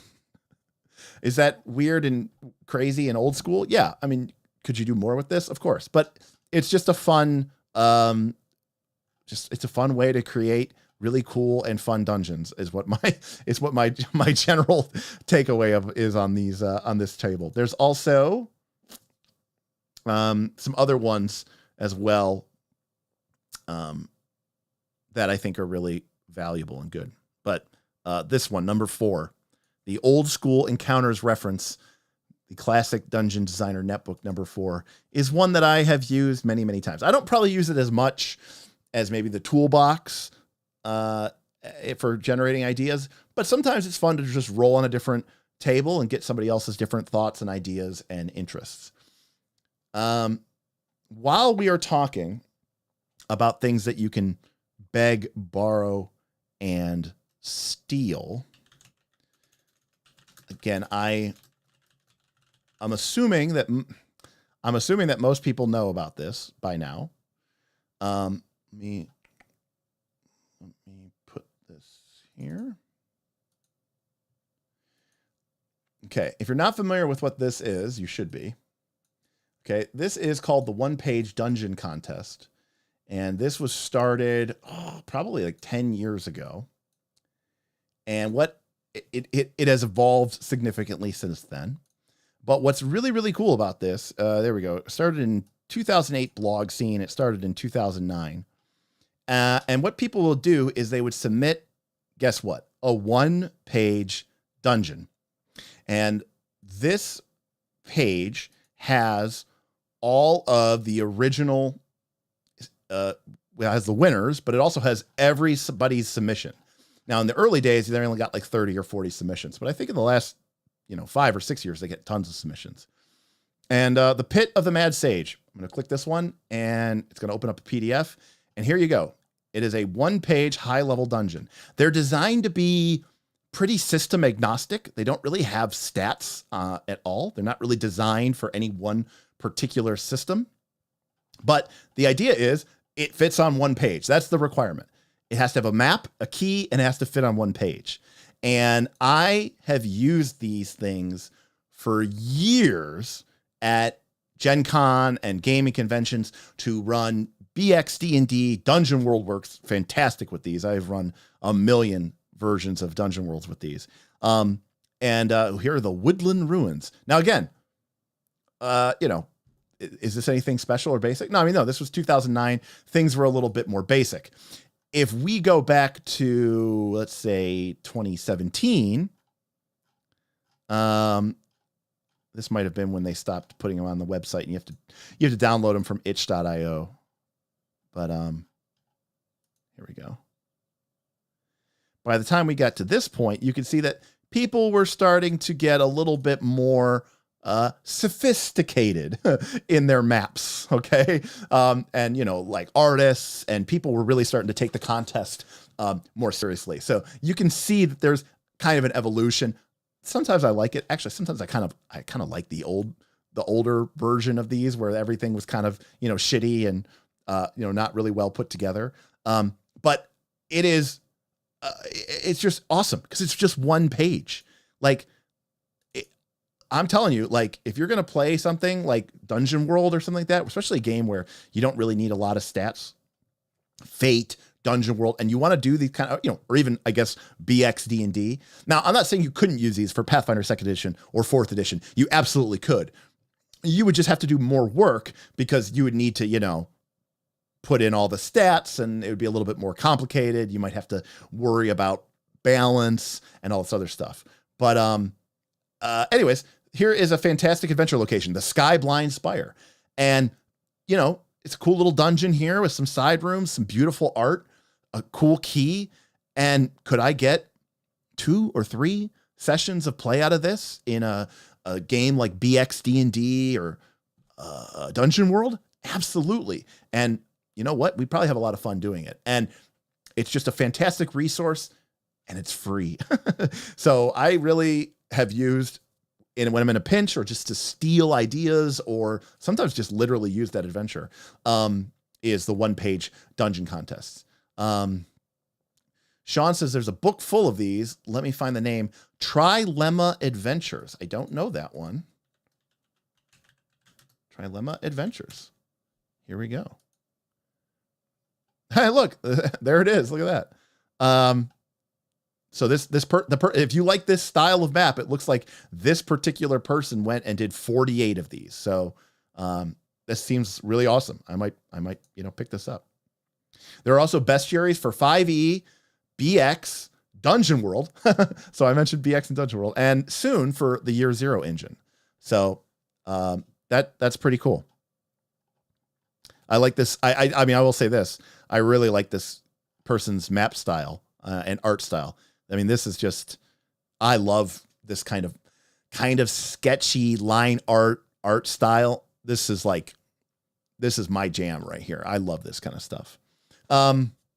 So one page dungeon contest is really awesome. And maybe, like it said, maybe it can help you find things like, you didn't know it was the same person. Yeah, that's actually hilarious. Yeah, Michael Prescott and Trilemma Adventures is Michael Prescott. That's funny. Speaking of people you should know, if you don't already, is you should know Dyson Logos. Okay. In my personal opinion, Dyson Logos creates some of the coolest dungeons and maps in the business. And you've probably seen his maps and you didn't know that it was Dyson Logos. And he gives almost all of these away for free. He does have a Patreon, which I'm a member of, and I recommend supporting it. But he has just an incredible archive of classic dungeon style maps. And it is a fantastic resource to, yes, you guessed it, steal. And, just fantastic, and he has really high DPI versions that are available through his Patreon, which you can use to if you wanted to print like out, for your table map, stuff with the grid, without a grid. Again, being part of the Patreon can really be worth it. But let me tell you something. He has so much stuff that is just for free. Yeah, so not just free money wise, but free to do, free to do whatever you want. Yeah, I believe, I don't want to say put words in, Dyson's mouth, but I believe Dyson has a basically unlimited license for you to use what it is. Yeah, exactly. He offers a lot of them with commercial use freely. Yes. So it looks like a lot of you know Dyson. That's great. I love him. But for people who don't know Dyson Logos, the dodecahedron, definitely worth checking out. I love his map style. I think it is sublime, amazing, old school meets new school. And it is just a brilliant. I even love his I stole this. I just used this straight up. His triple cross hatching style. I think it looks so good. The hand-drawn grid, such a nice touch. Anyways, so that is Dyson Logos. What else do I have left in terms of prep? Okay. Now, I know this is all right. I'm just going through like my folder of stuff that I pull out when I'm starting a campaign. Oh, he works in Sharpie? That is crazy, Ben.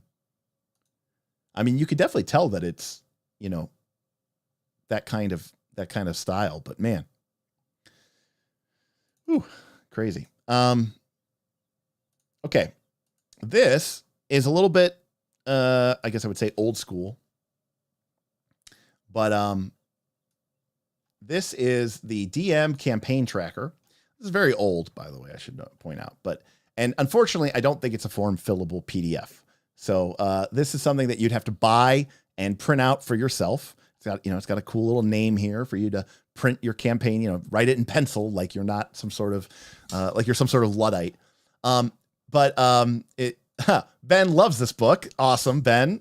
Fantastic. Of course, Ben, of course, you know this book. This book, and while, it has some random tables like, oh, what's the random name of a cave or NPC or random NPC names? Although, don't get me wrong, I do love a good random NPC name. What it really basically is it's an opportunity to sort of print this out and go through it and fill in the information about your campaign. Who's playing? And as you play for many, many decades, sometimes these things could be the greatest treasure of them all. Not just for while you're playing the game and you want to keep things organized, but just to kind of look back and kind of remember what you were doing and how you were keeping track of things. So, in this first page, it's, what's the name of the campaign? Who's the DM? Who are the players? What books are you allowing? What content are you allowing? Here's a basic overview of the world. What is your copper piece known as? What is the silver piece known as? What is the gold piece known as? What is the platinum known as? Who are the major deities? What are their domains, alignments, weapons? What are some of the holidays of your world? What's your world like? What are some of the bigger guilds, organizations, churches, cults, etc., etc., etc., etc., etc.?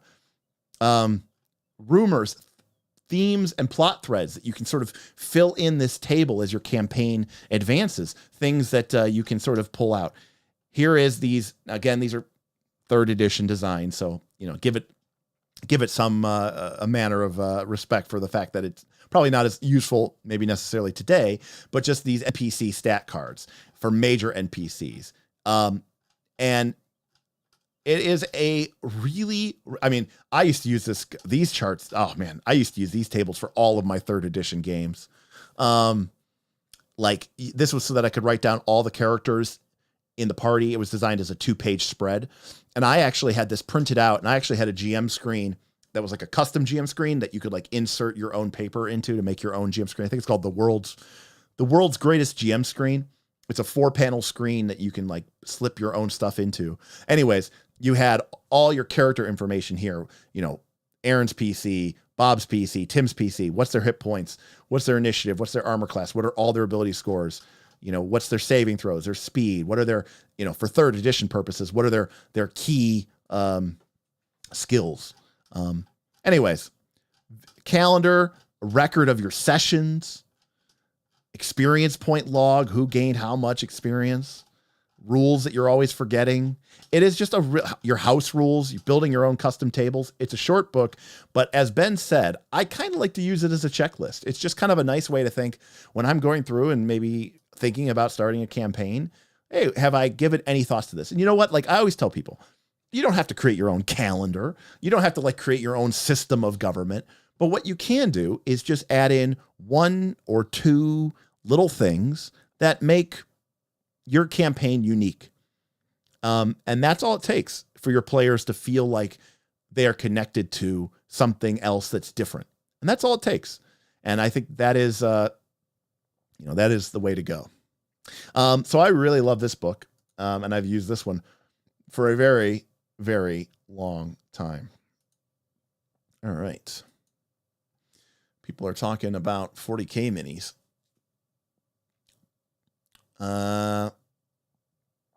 No, but Ben is asking what craft world are you going to put them from? Are they, Bieltan or, God, my Eldar knowledge is a little lacking. I know what's the green and white one?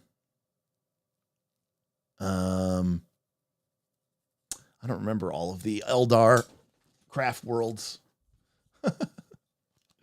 It's like saying, hey, you're playing Space Marines and you're like, oh, what chapter are you playing? Oh, okay. You got it. All right. Yeah.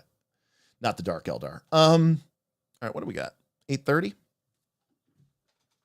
Let me find another one I really like. I know I got it in here somewhere.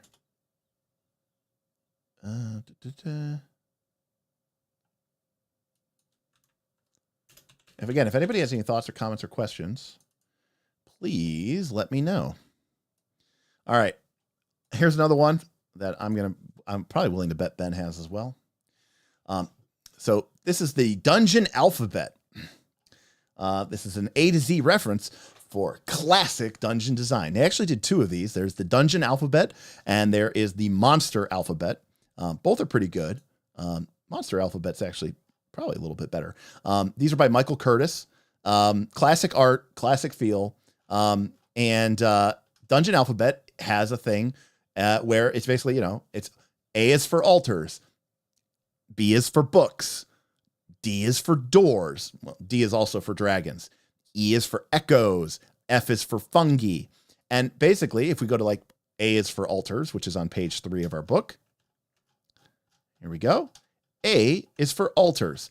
And guess what? It's just a random table with crazy, weird, random altars that, have special properties with a 10% cumulative chance per dungeon level. Obviously, the deeper into the dungeon you are, the more likely it is that the crystalline glass altar, which is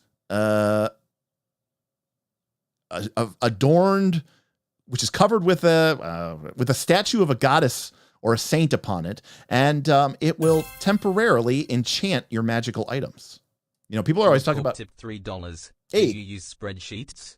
I make tons of them. I couldn't GM without them. Smile. Claude, honestly, I hate to say it, I am a paper and pencil guy. I love just writing down. I just love writing stuff down in paper and pencil. I use note cards a lot. I love to write down ideas, NPCs, locations, motivations, goals, magic items. I like to put them on index cards. And then I literally will just kind of shuffle them up sometimes, or pull a card out from my NPC stack and pull a card out from my site stack and be like, oh, okay, this NPC is going to get interested in this location or this site. Why? I don't know. We'll figure that out. Maybe we'll roll. Maybe it'll make sense given the context of the campaign. But I've always used I love using that as sort of a way to go. So I'm much more of an analog type thing. Again, it is very old school. It's not necessarily balanced. What does this book do? The book is sentient and may act as a spellcaster's familiar or assistant if the caster does not already possess one. Now, obviously, if you're used to playing Pathfinder 2nd Edition, you're like screaming like, oh, but he didn't take the feat. Oh my God, how will this will break the whole game. But if you don't give a shit about any of that, you can have a lot of fun. And guess what? The cool book that you found in the dungeon that was rolled randomly, that it turned out to be sentient and became your book familiar, like that is something that you and your friends and your campaign will remember forever. Whereas, the ordinary familiar that you took with a feat that does nothing, no one will ever remember ever. Sorry to say. Anyways, these are really, really awesome books. Dungeon Alphabet, and then I actually don't think I have the PDF on my computer of the Monster Alphabet, but the Monster Alphabet is the same basic idea, but for classic dungeon monsters. It's also quite fun. And both of these are just really, really cool, good books. Again, with really fun ideas for generating cool ideas for new monsters or new, tricks, traps, or otherwise things in your dungeon, which is really great. Ayo. Benetip $10. Derek, are you familiar with the hack and slash publishing guides for DMs? Particularly artifices, deceptions, and dilemmas. Ooh. Also, pamphlet of pantheons? No, I do not know those, Ben. I do not know those. Hack and slash publishing. I don't even know if I know that name. Hack and slash. Yeah, let's take a look here. Is this out of? Let me bring this over here real quick. Is this it? Ooh. I mean, it's very cheap. That's always a good thing. On downtimes and demeans. Sweet. But you're saying, what's this? I don't know what this is. Correct publisher, but you're saying it's different. Okay, you're saying it's artifices, deceptions, and dilemmas. Ah. Here we go. Not quite as cheap. Oh, this is the print on demand option. The PDF, $20 PDF is still pretty expensive PDF, but looks gorgeous.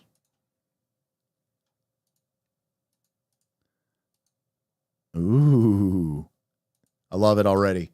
Yeah, this is awesome. Fantastic. Well, definitely a new, you know what? Listen, you all spend money when you watch your streams. I spend money when I do my streams because I'm definitely going to pick, this up after the session, after we're done here today. That is really cool. Okay. KC also likes downtime and demeans. Let's send it to the top of Drive-Thru RPG. Joseph says that Dragon Magazine 259 is an absolute gem. I'm glad you appreciate it. I one of the reasons why, Ben in the chat and from the Patreon and myself have just really been kind of enamored with the idea of going through and rereading these old Dragon magazines, because I just think that there's a lot of value there, even for the current modern day quote unquote gamer. Obviously, some of the rules and classes, they're not going to be very applicable if you're playing 5th edition D&D or you're playing Pathfinder 2nd edition or 4th edition. But I think you'd be surprised how many of these concepts and ideas and articles are very system agnostic and could be very, very useful even for a modern day gamer, especially if you want a little dabble of some of that old school, feeling. I don't have these in PDF, but I will say I really like them. I think they are available, maybe online as a PDF. Looks like they are. Now, they were originally published by Fantasy Flight Games, so they might be through Edge now, because Edge Studios took over Fantasy Flight Games role-playing division. Now, these are 3rd edition books, but let me just tell you, these two are probably, I know a lot of people swear by Grimtooth. Okay. A lot of people swear by Grimtooth, but when I want a cool trap, I go to these 2 books, Traps and Treacheries and Traps and Treachery 2.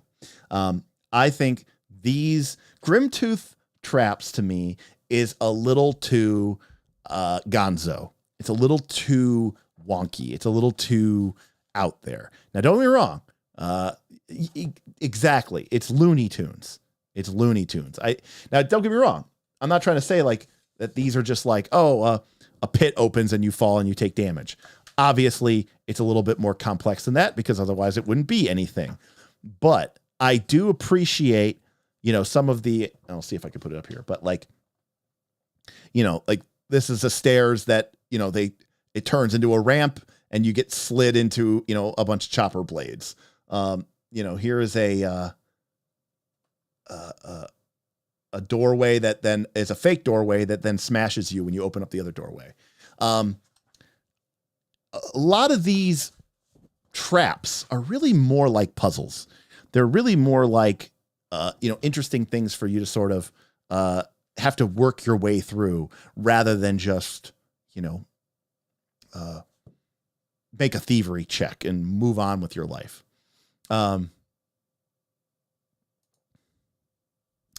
Joseph asked, do I have any experience with the Hackmaster system? Well, Joseph, I guess I'd ask which Hackmaster system. I'm assuming you mean 5th edition Hackmaster.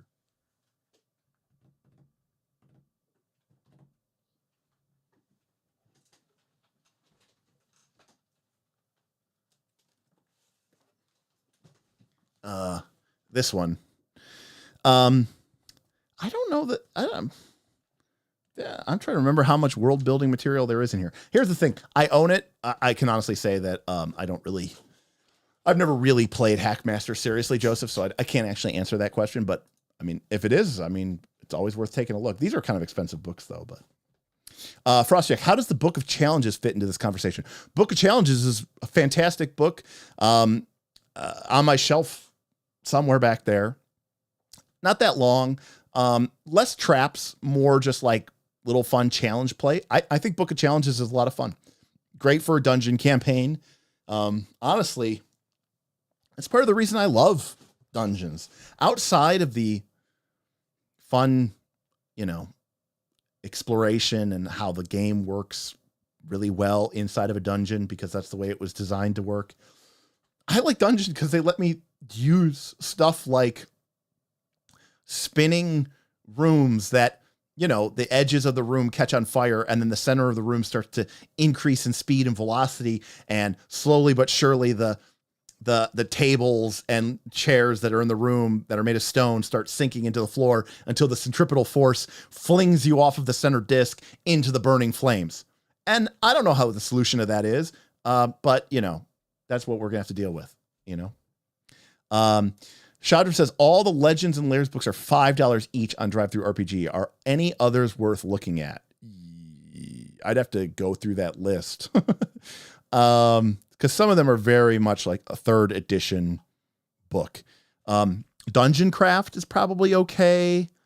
The City one is probably okay. I don't know. I'd have to go through them. I own pretty much all of them because this was during the 3rd edition era, and I just pretty much bought every single 3rd edition book that came out. So, there's probably some I missed, but I have a pretty good knowledge. But hit me up after the stream. I can answer those questions. Ooh, there was soft fudging in the stream description. I'm curious. I know we got so distracted by all of these really cool, fun game books. So it ended up taking us like an hour and a half just to get through all that stuff. Again, if you have any comments or questions, and feel free to drop them into the chat. I will love to answer them. Again, appreciate any and all support that you all have given me tonight. It is really, really, really, really appreciated by us here at Knights of Last Call. We're really looking forward to next week. But let's talk about soft fudging really quick. And let me talk about what it is, why you might not want to do it, and how to not do it. So fudging is when a GM cheats. Fudging is when the GM rolls their dice roll in secret to, attack the player, and they rolled a critical hit, and they realize the player has only 12 hit points left, this will kill them or knock them unconscious. It'll be a really bad moment. So the GM cheats and they fudge and they say, oh, the person missed, or it was just a hit, or the monster gets killed on round 2 by the party and they're at 0 hit points, negative hit points. But the GM didn't think that was epic enough or profound enough, and so decides to give it, 50 more hit points. Or at a certain point, I mean, I've seen GMs nowadays who say, I don't even track hit points. I make it look like I'm tracking hit points, but I don't track hit points at all. I just say the monster dies when I feel like it's dramatically appropriate. I think that's horse shit. I think that's horrible. I actually try to encourage GMs to let your players track your monster's hit points for you. I mean, maybe not all like the, scum mooks minions of, 35 goblins, but like if there's like 2 big ogres that are coming at the party, be like, hey, Steve, 70 and 72. Those are their hit points. And they'll be like, oh shit. And then, track them, or you don't even have to tell them. They'll probably track them anyway, so they know what's up. Anyways, so that's fudging. And I think there are GMs out there who do it very commonly, and without any reservations. But I also think that there's a lot of GMs who go, I don't want to cheat. I don't want to fudge. I don't fudge. But you may not be hard fudging, but you might be soft fudging. So what is a soft fudge? Well, let's go back to that same situation before. The fighter's at low hit points and you attack him with your monster and you roll a critical hit. And you decide to cheat and fudge and say it was a miss. That's a hard fudge. I think everyone would agree that's cheating. It might be legal in a weird sense because you're the GM. I still think it's cheating. What a lot of people will do, though, is they won't cheat. They won't change a die roll. But the monster who's in melee with this fighter who is low on hit points, the GM will say, like, he's batting, slamming away with you, crumples you to the ground, and then the creature's head snaps to the left, and he starts mauling into the barbarian. Because what you're doing there is you're cheating by way of changing the monster's behavior. Because you, the game master, are trying to achieve a certain biased aim. And you're not going to go so far as to cheat, but what you will do is make very suboptimal plays. The monster might run through everybody's attack of opportunity. The wizard is undefended and prone, but the monster just stays and attacks the champion with their shield raised. Hell, something I point out all the time. Champions are like, yeah, this is awesome. In Pathfinder 2nd Edition, I have the best armor in the game, and I took a shield. I don't really do any damage, but that's okay. I raise, you're fighting against 2 ogres, and the champion strides in, attacks one of them, doesn't really do that much damage, raises their shield. That's their 3 actions. And they're like, haha, my AC is 32. And the GM goes, the ogres just walk past the champion and go pummel the sorcerer into muck. It's not even like the most absurd, crazy. People are like, oh, that's not fair. That's not fair. The creatures wouldn't do that. Yes, they would. Like wolves, animals are smart enough to be able to identify the weak member of a pack and take them out and avoid the strong people and go after the weak. Like if an int 2 wolf can do that, clearly an int 6 ogre can as well. And so, there are people who think I can't possibly be fudging. I even roll my dice in front of the screen.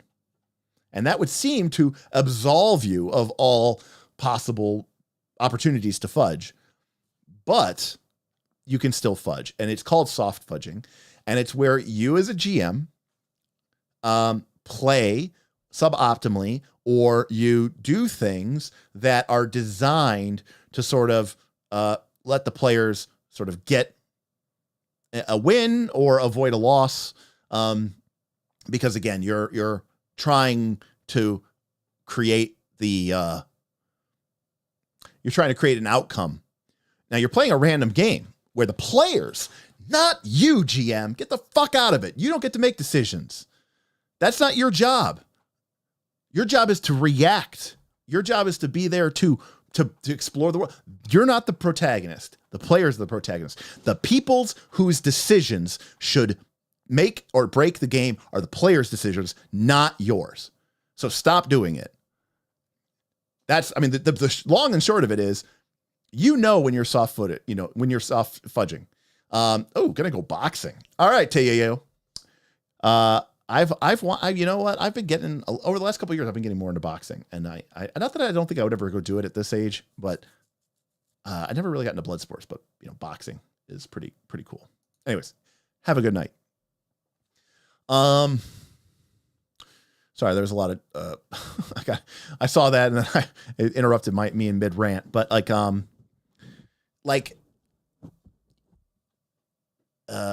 my players took this feat at X at level up. Let me find a bunch of monsters they can use it on.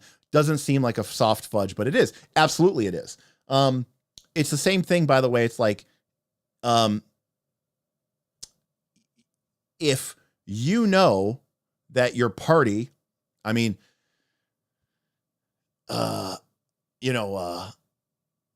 an ideal world, this is another thing that I wish this is why, number one, I embrace random. And number two, I embrace, the idea of dungeon prep, of trying to do my dungeon prep ahead of time, especially for D20 games, because I want to put threats and challenges. Now, again, this is a very different philosophy than what some people may believe, but this is what I believe. I want to put threats and challenges into my dungeon, and those are agnostic to anything that is in my party or group. I don't want to be like, I'm going to put this animal encounter into the dungeon because that'll be something cool that the druid can deal with. See, I don't want to do that. What I want to do is I want to just be like, I'm going to put in this encounter, and if they have a druid, great. And if they don't have a druid, well, I guess they're going to have a hard time for it. Oh, there's a bunch of harpies and there's no bard. Well, they're going to have a hard time with it. Oh, they took a bard? Great. Then it's going to be easy for them.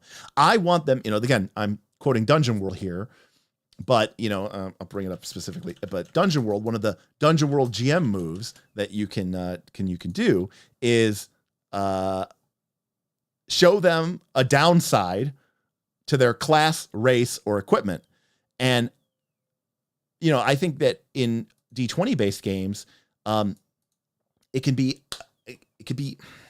subtle, but when you are building your challenges to whatever decisions that your players make in, let's say, their feat selection and class selection, guess what? You're taking agency away from them, because you're basically saying it doesn't matter what you take.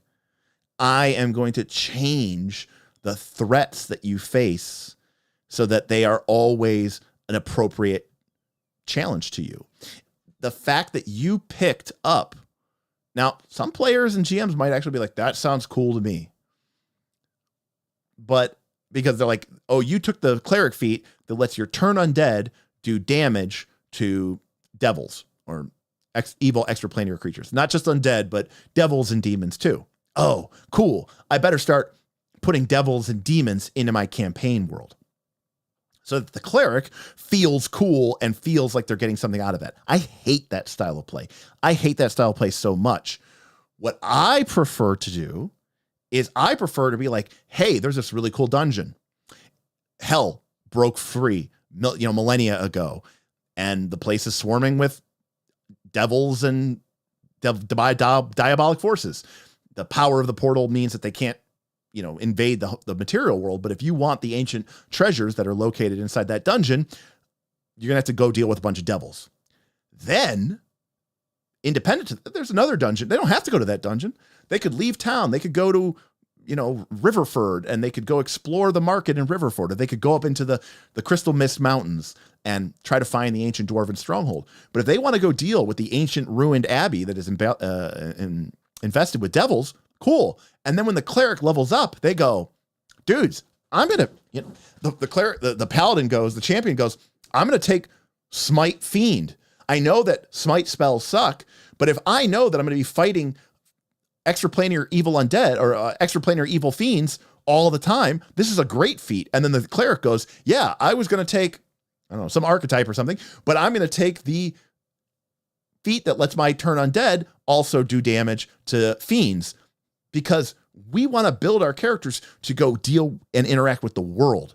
I want it to be the players who are driving the decision making, not me. Not me.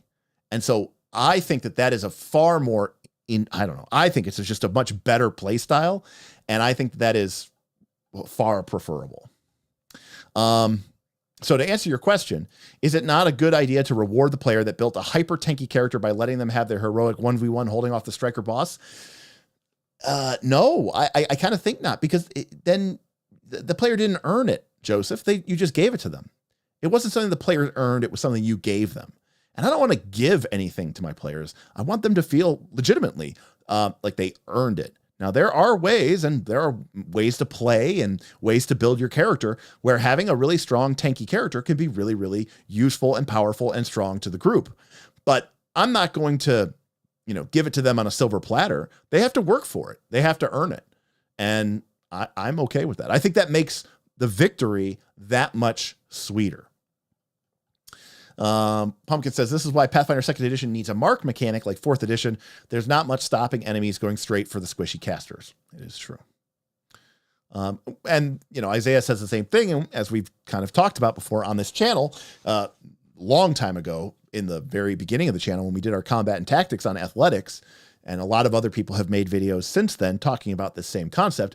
The way you do it in Pathfinder 2nd edition is you grapple a foe, like as a tank character, a fighter or whatever, you grapple a foe, and then they're kind of forced to kind of engage and deal with you. D Pre says, the sins of the tactical genius GM with players who are tactical morons. That can be a problem, D Priest. And by the way, I'm not suggesting that as a GM, because another version of soft fudge, D Priest, I will clearly admit this. Remember, soft fudging can theoretically be also evil fudging, right? Like, I want this monster to kick their ass, so I'm going to cheat to make sure it can. If you have a bunch of mindless, undead, and they are like weaving zigzag patterns around the battlefield, just happening to stay out of reach of the 2 PCs that have attack of opportunity, but then you're soft fudging badly in the other direction. You shouldn't do either of those things, right? You should try to just play it as straight and as, straightforward and as true to the creatures, the situation as you possibly can. You're always going to have some degree of bias, but it's very easy to tell if you're soft fudging. You'll just feel like a tinge in the back of your skull where you're like, oh shit, I'm really worried about this person. I better do something different. And once you're doing that, you're not making a decision in the game. You're making a decision to try to take away something from the players, I think.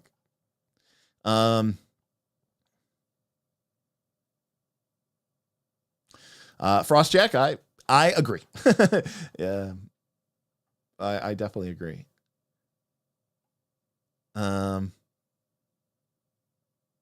exactly, Boothby. I know I'm catching up here, but yes, the cleric should choose the damaged devils with turn undead because devils are what are being encountered. Or better yet, Boothby, you take that feat and then you go to your champion and you say, oh, take smite fiend. And then, the fighter goes and picks up a silver weapon or cold iron. I can't remember which one works at it. And then as a group, you go, hey, GM, we want to go find some devils because we are building our characters to be, devil busters. And we want to go explore and adventure and try to deal with that. And, adventure path be damned. We're playing in a sandbox. We're going to go to Chelex or whatever and kick ass. That is definitely my style of play. For sure. Question. If the paladin says, I'm taking smite fiend, will you tell that player if fiends are not going to be the focus of the campaign? Boothby, well, that implies that I am playing a campaign where the focus of the campaign has already been decided, aka an adventure path, where I already know what the party is going to be doing before they even do it, which already has problems. In which case, absolutely, I would tell them, don't waste your feet.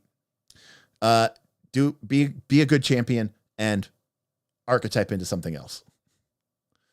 Let's see here. Stargate Mind. The multiverse does not get harder as the party levels up. Yeah, I mean, one of the reasons I like older school games, I will admit this, is because I like that sometimes when you're low level, you can encounter difficult monsters. And sometimes when you're high level, you can encounter lower level monsters. But when you are playing in a game world where not everything leads to, because the part of the problem is you're like, oh, my level 2, 3 party encounters this level 8 or 9 monster. Oh, so they're dead, right? Well, because they're going to fight and they have to fight it. No, that's the key distinction here.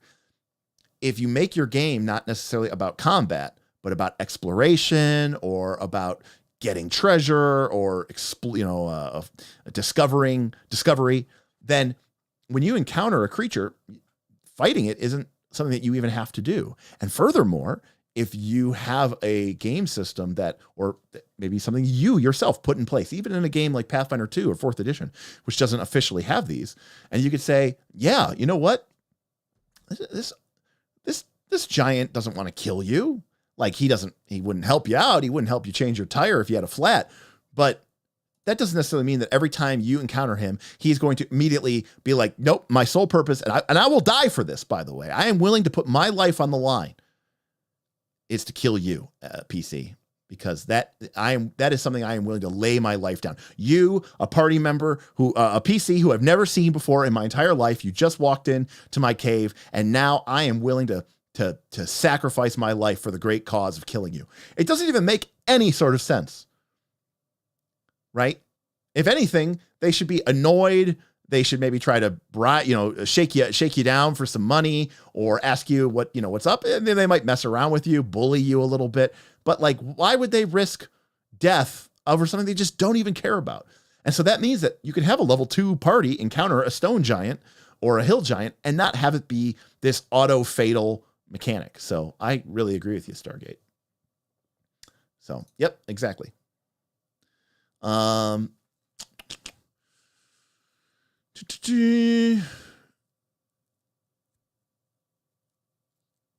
Stargate says, you're the next Matt Colville. Well, as a member of the MCDM Patreon, that'd be cool, because Matt Colville has pretty cool reach. I don't agree 100% with everything that Matt does, but I like a lot of what he does. I think he's a smart man. I appreciate that. I appreciate that compliment, Stargate. Unless it was not a compliment, Stargate, and you were trying to tell me that I suck. In which case, thank you for the feedback too. Yeah, Dan, that's a great way to put it. The world doesn't feel real to you if the world is changing to fit who you are. A world feels real to you if you have to change and adapt to it, because that's the way that the world works. Now, granted, one of the cool things about playing D&D is, unlike for most of us, unlike in the real world, you can actually be a mover and a shaker. You can change the outcome and course of history, but that's at the end of your adventuring career, right? At the beginning, you are just adrift in the same ocean as everybody else. And it feels cool and awesome. And again, it's a very subtle reason here, but this is why I'm always so against builds, because you are admitting that you're like, it doesn't matter what happens in this campaign. I am going to take this feat and pick up this magic item and this magic item and this magic item, because that's my build. I'm doing a fear build using brutal, whatever it's called, brutal finisher or whatever on the fighter. So I'm going to get a frighten rune and whatever. Well, what if we end up fighting like the Ice Queen is trying to plunge the world into eternal, frost, and we all need fire weapons, and you're going to get a fear rune instead? Well, yeah, I mean, that's my build. It's like, my feats wouldn't work without it. And I don't like that style of play. I just feel like that to me feels so boring. So, I prefer something a little bit more, a little bit more real. Banna Blake says, say you knock a PC unconscious and then turn to another PC for your next attack. Is that a soft fudge to not finish them off? Well, a couple things, Banna Blake. This is a little bit, Strategy is not here, a member of our Patreon. By the way, if you're watching this and you watch this far, please like and subscribe. It helps us with YouTube, and while we don't make a lot, we don't really make any money off of YouTube. What YouTube is really, really great for is for meeting new folks who really like what we're talking about. They like being part of this conversation. They like the folks in chat who, by and large, are mostly members of the Knights of the Last Call Patreon. So if you enjoy this kind of content and you want to support the Knights, you want to see more of this kind of content, we have a link in the description below, www.patreon.com/Knights of the Last Call. You can join the almost 350 people who are members of the Knight Nation to join our exclusive Discord, along with a host of other benefits, depending on the tier that you join at. But we have a very limited $3 tier if you just want to support us and get into the private Discord. But we do have higher tiers above that give you access to bonus videos and cool merch and all sorts of fun stuff. So definitely check that out. So, Band, if we're talking Pathfinder 2nd Edition, actually trying to kill the unconscious PC is actually the GM soft fudging. Because in Pathfinder 2nd Edition, even when you're unconscious, the GM still has to roll to attack you.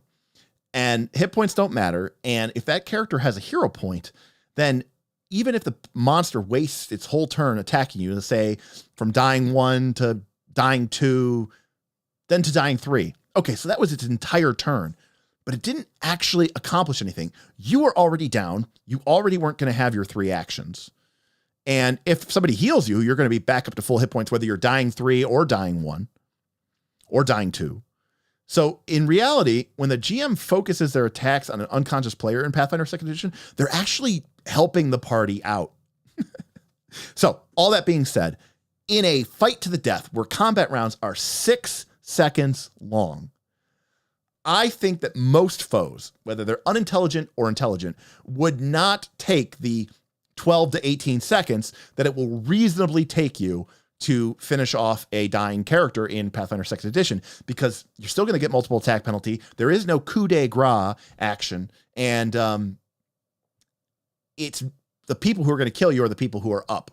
Now, that being said, if your character is far away from the rest of the main fight and the monster has you sort of one-on-one and you go unconscious, then they might finish you off before moving back to the party member. But I think most of the time, I think most monsters reasonably should rejoin the fight and try to take out the people who are killing them, not the people who are laying there unconscious.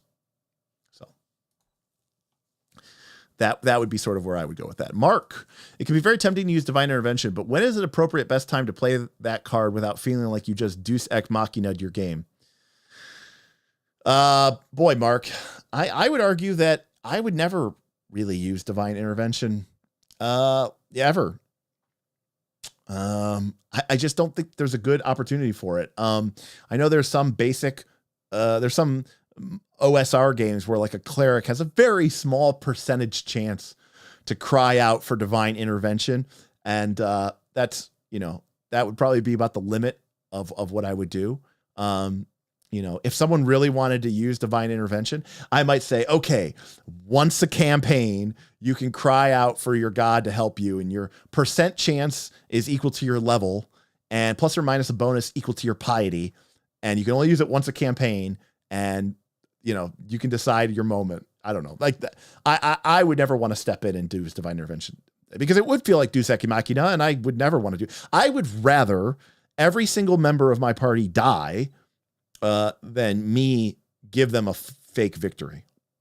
And honestly, I think my players would want that too, because if you use Deus Ex Machina, there's no hiding the fact that you just cheated to save their lives. So it just feels meaningless. These are pretend characters, people.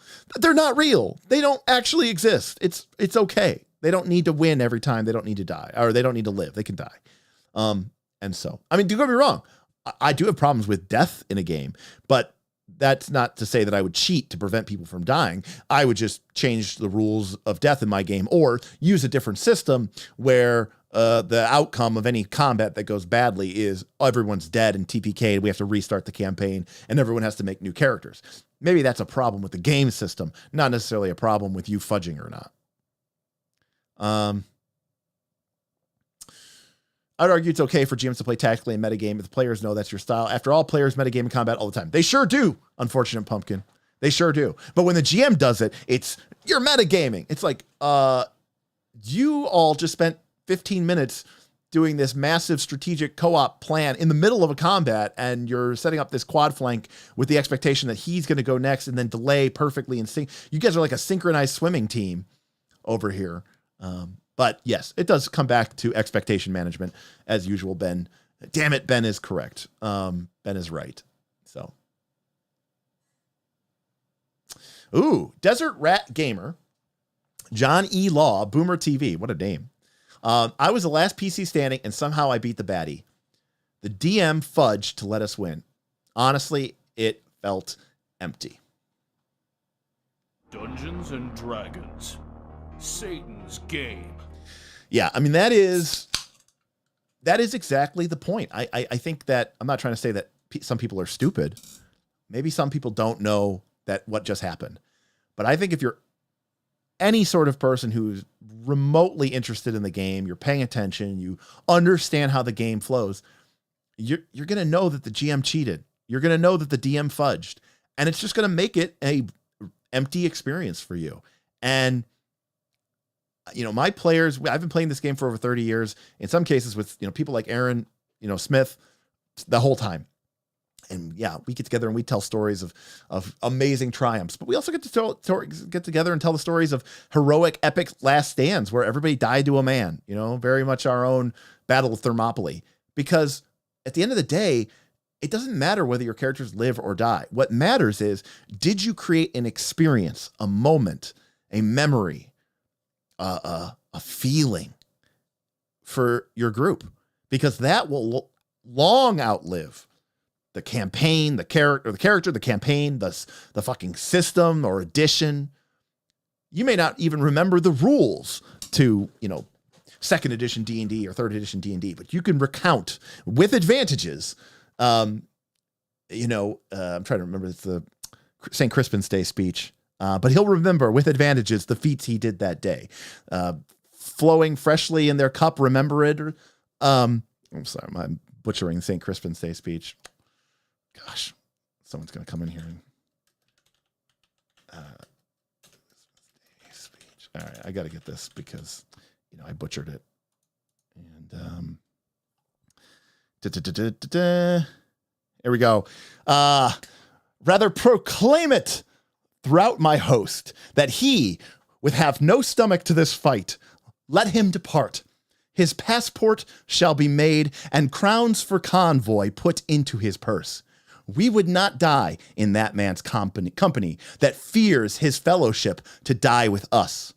This day is called the Feast of Crispian, and he that outlives this day and comes safe home will stand a tiptoe when the day is named and rouse him at the name of Crispian. He that shall live this day and see old age will yearly on the vigil feast his neighbors and say, tomorrow is St. Crispian. Then he will strip his sleeves and show his scars and say, these wounds I had on Crispin's day. Old men forget, yet all shall be forgot. But he'll remember with advantages what feats he did in that day. Then shall our names, familiar in his mouth as household words, Harry the King, Bedford and Exeter, Warwick and Talbot, Salisbury and Gloucester, be in their flowing cups freshly remembered. This story shall the good man teach to his son, and Crispian shall ne'er go by from this day to the ending of the world. But we in it shall be remembered. We few, we happy few, we band of brothers. For he today who sheds his blood with me shall be my brother. Be he near so vile, this day will gentle his condition. And gentlemen in bed in England shall think themselves accursed that they were not here, and hold their manhoods cheaply, while any speaks that fought with us upon St. Crispin's Day. Anyways, that is D&D. You get to do that. And, you know, don't take that away from people.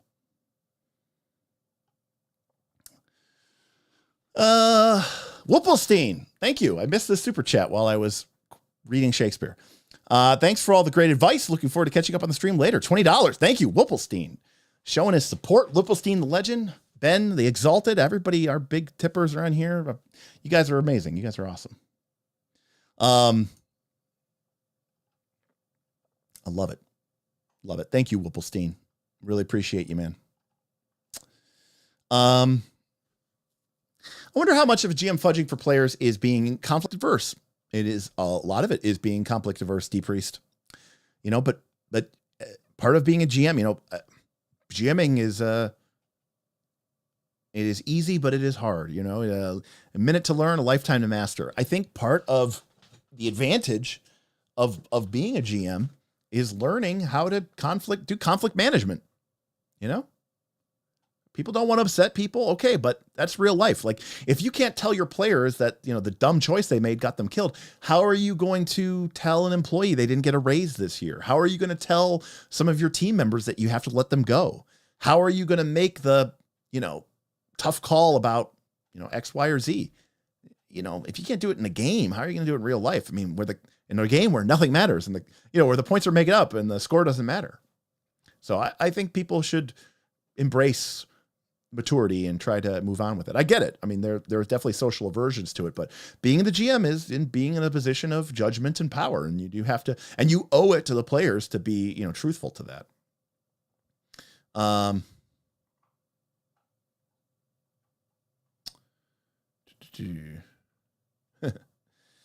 Frostjack says it felt incredibly freeing turning up to session 1 of Darth Gorlok's 4E game without even having anything planned for what I'm picking for level 2. Yeah, I love that. I think that's fantastic.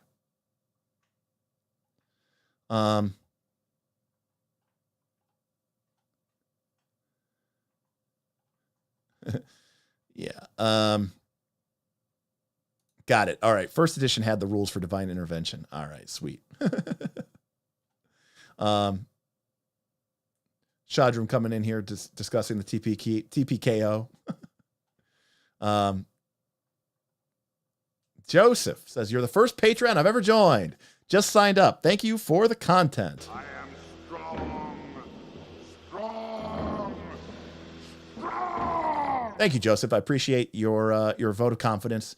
Appreciate it. Hopefully you get a lot of value out of it. It can be a little bit like drinking from the fire hose. So feel free to ask a lot of questions and we will do our best to sort of guide you and lead you. Denny the Many is late. Yes, Denny the Many, you are very late, but we are wrapping up, sir. Hey, I want to say thank you to everybody for coming out tonight. I know we went through hopefully you found some cool resources. Now I know what you're thinking, Derek, a lot of these resources seem very much, aimed at, dungeons and cool adventure locations and wicked NPCs with vile, machinations. And I would say, yeah, that's because I think that's what fantasy adventure games should be about. And I would be remiss, if I didn't add this. But let me take a look here really quick. Because again, I know not everybody sees every one of our videos. So real quick here, I'm going to pop over to our PDF browser. Finish this up here. And boom, there we go. So this is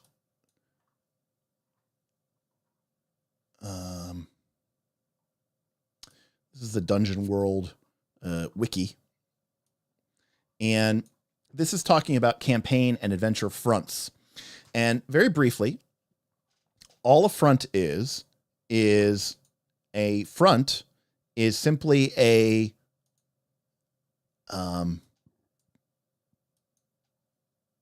front is simply a way of expressing. And I think this is the best way to use any of these tools, even if you're not using a dungeon. Where did I put my whiteboard? Here it is. Okay. Scroll down here. So all a front is a way in Dungeon World of saying, this is what a front is. Think of it like a storm front. Okay. You have some well, I'll use the term evil, but there's some plan or motivation, something that somebody wants to do, right? We'll use Aladdin, right? The wicked vizier wants to overthrow the king, right? That's our front. Then what we decide is we basically decide what would happen if the PCs didn't get involved. What would, in our game, in our outcome, now we might just decide this, we just might decide this on our own. We could roll randomly on a table. We could do a lot of things, but basically what we decide is that if the PCs don't get involved, the vizier kills king, and a civil war erupts, and it's vizier versus a bastard prince who claims the throne, and maybe that leads to a whole mess of conflict and civil war. Now, this doesn't mean the players can't stop this. All right. Oh, that's true. That should be the vizier marries a princess if we're doing the true Aladdin thing. So now and by the way, the key thing here is you can't want this outcome. You can't not want this outcome. You as a GM have to just be like, look, if the players don't do anything, or if the players don't succeed, if the players have a lot of setbacks, and maybe it's because they rolled badly, or maybe it's because they had horrible plans and bad ideas, or maybe it's because they completely ignored it in its entirety. The fact remains that it doesn't make a difference to you as the GM. Your job is simply to just let the world change. But along the way, you are going to give, I think they're called impending dooms. Okay. And usually I like to pick 3. What these are sort of like the checkpoints along the way from the plan to the final coup. They're kind of like signposts or stops along the way between him trying to overthrow the king and him actually doing that and the civil war erupting. They're also great ways to sort of highlight or show to your players what is going on in the world. Like, for example, maybe, the vizier, well, Sean says, or ticks of a clock. Now you're getting ahead of yourself, Sean, because yes, fronts evolved into what we now would think of as clocks. But I still think that the concept of the front still has a lot of value. And so I think it's worth, sort of looking at. But like, the vizier, citing rising crime and, foreign influences on the city, declares martial law. That might be sort of the first sign of the impending doom. And then, later, maybe we'll do this now. The vizier, arranges marriage to a noble. Maybe it's the princess, or maybe it's, some other noble member of society trying to, give himself legitimacy or give herself legitimacy in, the coming plan to take out the king. And, the third and final doom could be that, maybe the vizier arrests all loyalists, and that might be the PCs, right? Like maybe the PCs have demonstrated that they are very loyal to this king, and maybe they kind of didn't really notice anything that was going on, the martial law, they didn't really think anything of it, and the vizier starts trying to give himself legitimacy to the crown. And then one day, they're at the tavern and boom, the door kicks in and the vizier's men are there and, arrest these men for, on charges of treason, and that's suddenly where the PCs realize that the shit is, we've come this far and it's about to get real. But if all of this happens and the PCs continue to just not do anything, or maybe they are trying, but it's D20, it's Dungeon World, it's whatever, Earth Dawn, it doesn't matter.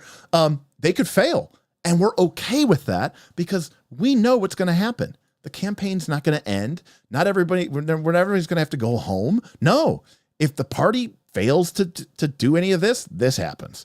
The vizier kills the king, civil war erupts, and a bastard prince emerges to maybe try to lead an underground movement, and civil war rips through the kingdom. And guess what? Now we get to play through that.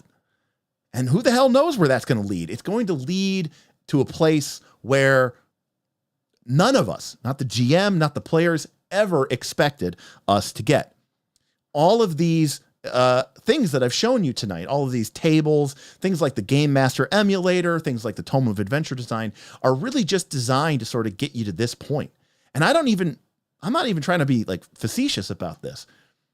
This one page thing here that we just all kind of threw together, I mean, this could lead to months of gameplay, right? Who knows? I mean, it could be just a tremendously rewarding play experience. And it all happened because the players basically consistently failed. Absolutely, Sean. It would totally lead to a new front, right? Because now you would have two fronts, right? You would have, and there might be a third front, but you would have two new fronts. Now you have now the vizier is king. So the vizier is going to have, what is his evil plan now as the king, but then you're also going to have the prince front. And, this is where you make things interesting. Maybe it's not so black and white. Maybe the prince is willing to kill innocents if it means getting his throne, right? And so like the players start to notice this impending doom of of innocent civilians, being targeted because, they were, selling their merchandise to, vizier soldiers. And it's like, well, they're common people, they have to make a living. They weren't necessarily supporting the enemy. And then, the prince is like, anyone who does business with the vizier is an enemy and a threat to the state and needs to be taken out. And the party starts going, I don't know who we support here. But that could be really fun and interesting. Call of Cthulhu plays out in a very similar way to this. Yeah. I mean, I said this, I think on Tuesday, Ben, but I was like, the more time has gone on and now other people are playing Call of Cthulhu and they're all just coming back saying, oh, it's so much fun. It's so great. I'm like, I just know I'm going to end up playing that game someday and probably enjoy it. But I just need to get my mind right. But you said something the other day that made me really interested in it, where you're like that you're going to die. That's not the question, and trying to avoid that and weasel your way out of that is counterproductive at best. But like you said, the fact that you feel like, hey, I advanced the investigation this much further, that the world has this much more of a chance, or that we know this much more, even if it meant my character's life, makes it feel like you earned that victory. I really like that idea. That was really cool. At Stargate Mind, this is where individual tastes can vary. Some people might want to just literally have a system, Stargate, where you're like, every week, every day, I think it's a little much. Every day, every week or every month, you make a percentage chance, and maybe you modify it like, oh, the party did this and this. So yeah, I'm going to say that the vizier has a 22% chance, and you roll your dice. This could even be between sessions.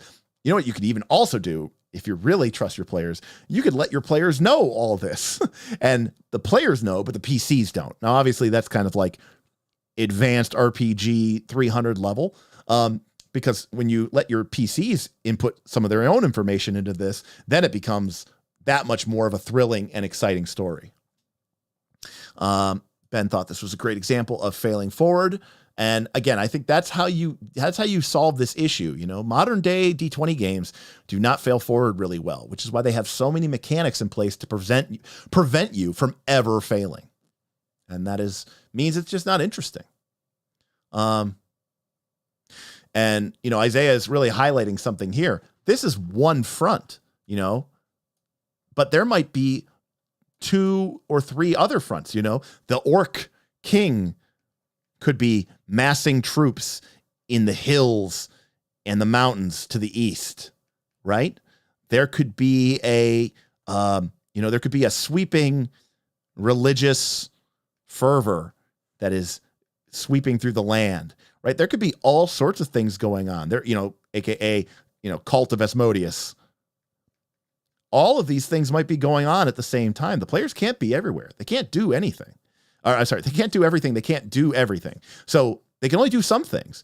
And sometimes they're going to fail at those things too. So while they're over here dealing with the Orc King, the cult of Asmodeus is gaining strength, and then they circle back to deal with this. Meanwhile, the Vizier is carrying out their political machinations.